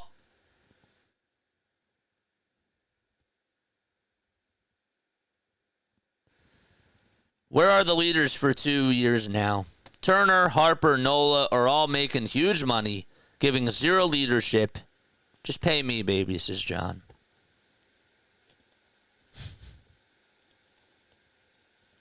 No one's stepping up. It's a game. Chicken. That's what it is. If somebody did say that, I appreciate it. Chicken. Juan said it. Chicken.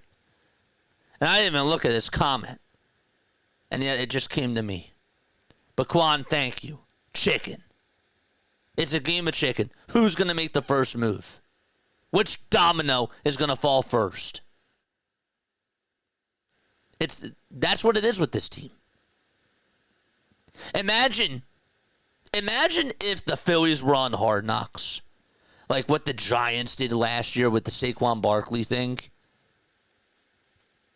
I feel like that the conversations that would go on with Dave and with Rob would be the same exact way that it would go on with these players, with this organization here. They all knew, right? Like Saquon knew that they were going to let him go, and they were just beating around the bush.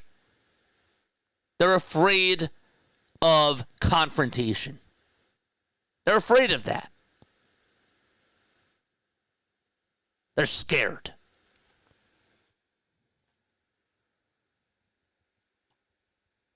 I still believe we can win this game. It's hilarious. It is funny. Was Rhys Hoskins more than just a bat? Maybe we didn't realize he was an important voice in the locker room. Yeah. That was another reason why I wanted to bring Rhys back, was because I thought that he did bring a culture to this team. Now, Kyle Schwarber was supposed to bring culture too. But again, it's not just one guy. Now, Gene also was a leader too. Let's remember that. Gene and Rhys were very vocal. Not saying bring back Gene. Not saying that at all. But it wasn't just Rhys that you lost to. And even when you lost the both of those guys, you still had the talent. 2023 was the year.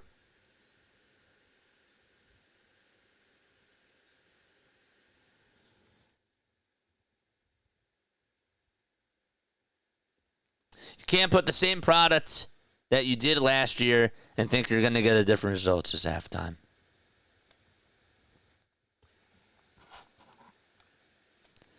Running out of words to say, and I feel like I could talk about this a lot. I think that this was a good therapy session.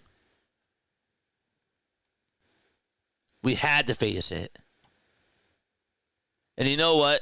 Shame on the media for not having these conversations. And you know, Darth Pooh actually messaged me last night, and I didn't see this. But the whole, you know, hitting Bryce Harper thing, you know, well, they hit Bryce, like, let's go after one of their guys. I'm sorry, that's childish. That's so childish. It's so childish, man. So everybody is being a child, it seems like. The fact that we have radio hosts talking about that, it's just so soft. You can make a statement without just knacking somebody.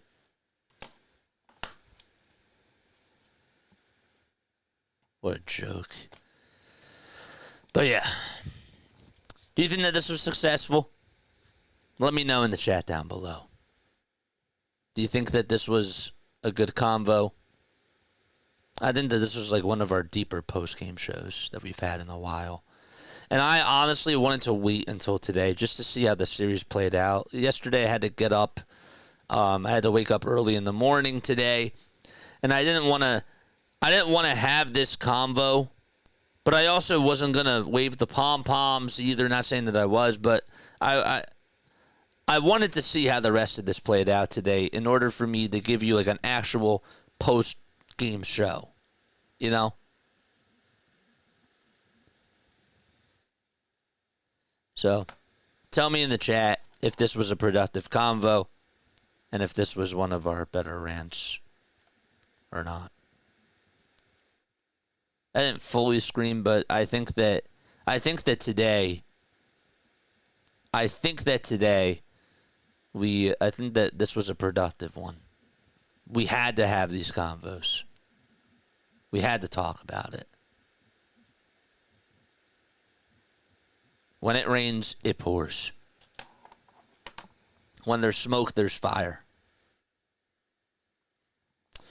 Larry says, I think I'm going to watch Game 5 of the 80 NLCS to go cheer myself up. Highly recommended. It's a good one. Shante says it was. Got a lot off your chest. Klon says, I think we all let out our frustrations with this team. Building throughout the season, it was building up. Yeah. Trio almost single-handedly won that game and got them to the World Series, says Larry.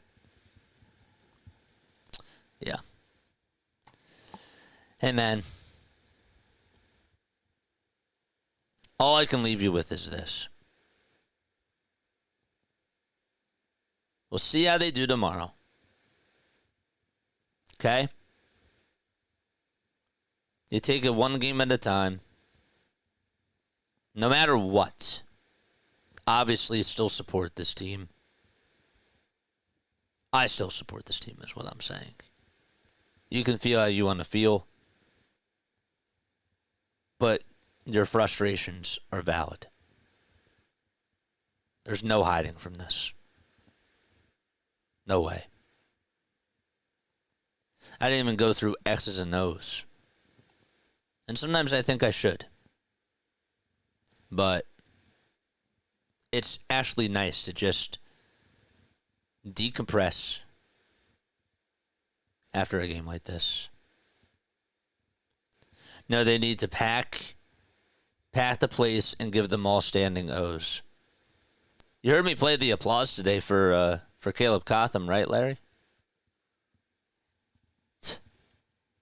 What a joke.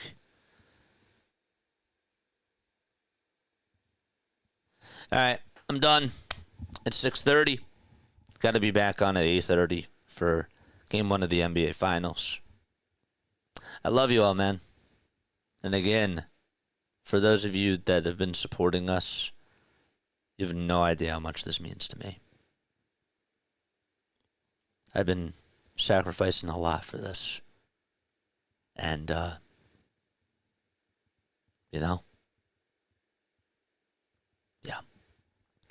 Even the losing wouldn't bother me as much if they just showed some heart and fight. Yes. That ultimately is what the frustrating thing about today was. And I think that it's also just coming to the reality that there is no culture. Larry put that perfectly. That's the issue. Like, when you pinpoint the problem, it's not just the defense. It's not just the offense. It's a clubhouse mindset. We talk about the 93 team, and we talk about one word and one word only, and that's culture. There is none. They don't have the it factor. That, to me, is what the it factor is. You got to have a mindset. You got to have a culture. They don't have that. And I don't like the word it factor, but that, to me, is what the it factor is. It's a culture. It's a sense of embodiment of what the organization stands for. What does it mean to be a Philadelphia Philly?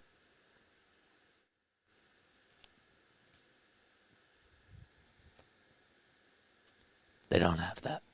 All right, love you all. See you tonight. All right? And yeah, I'll catch you all on the next one. Good night.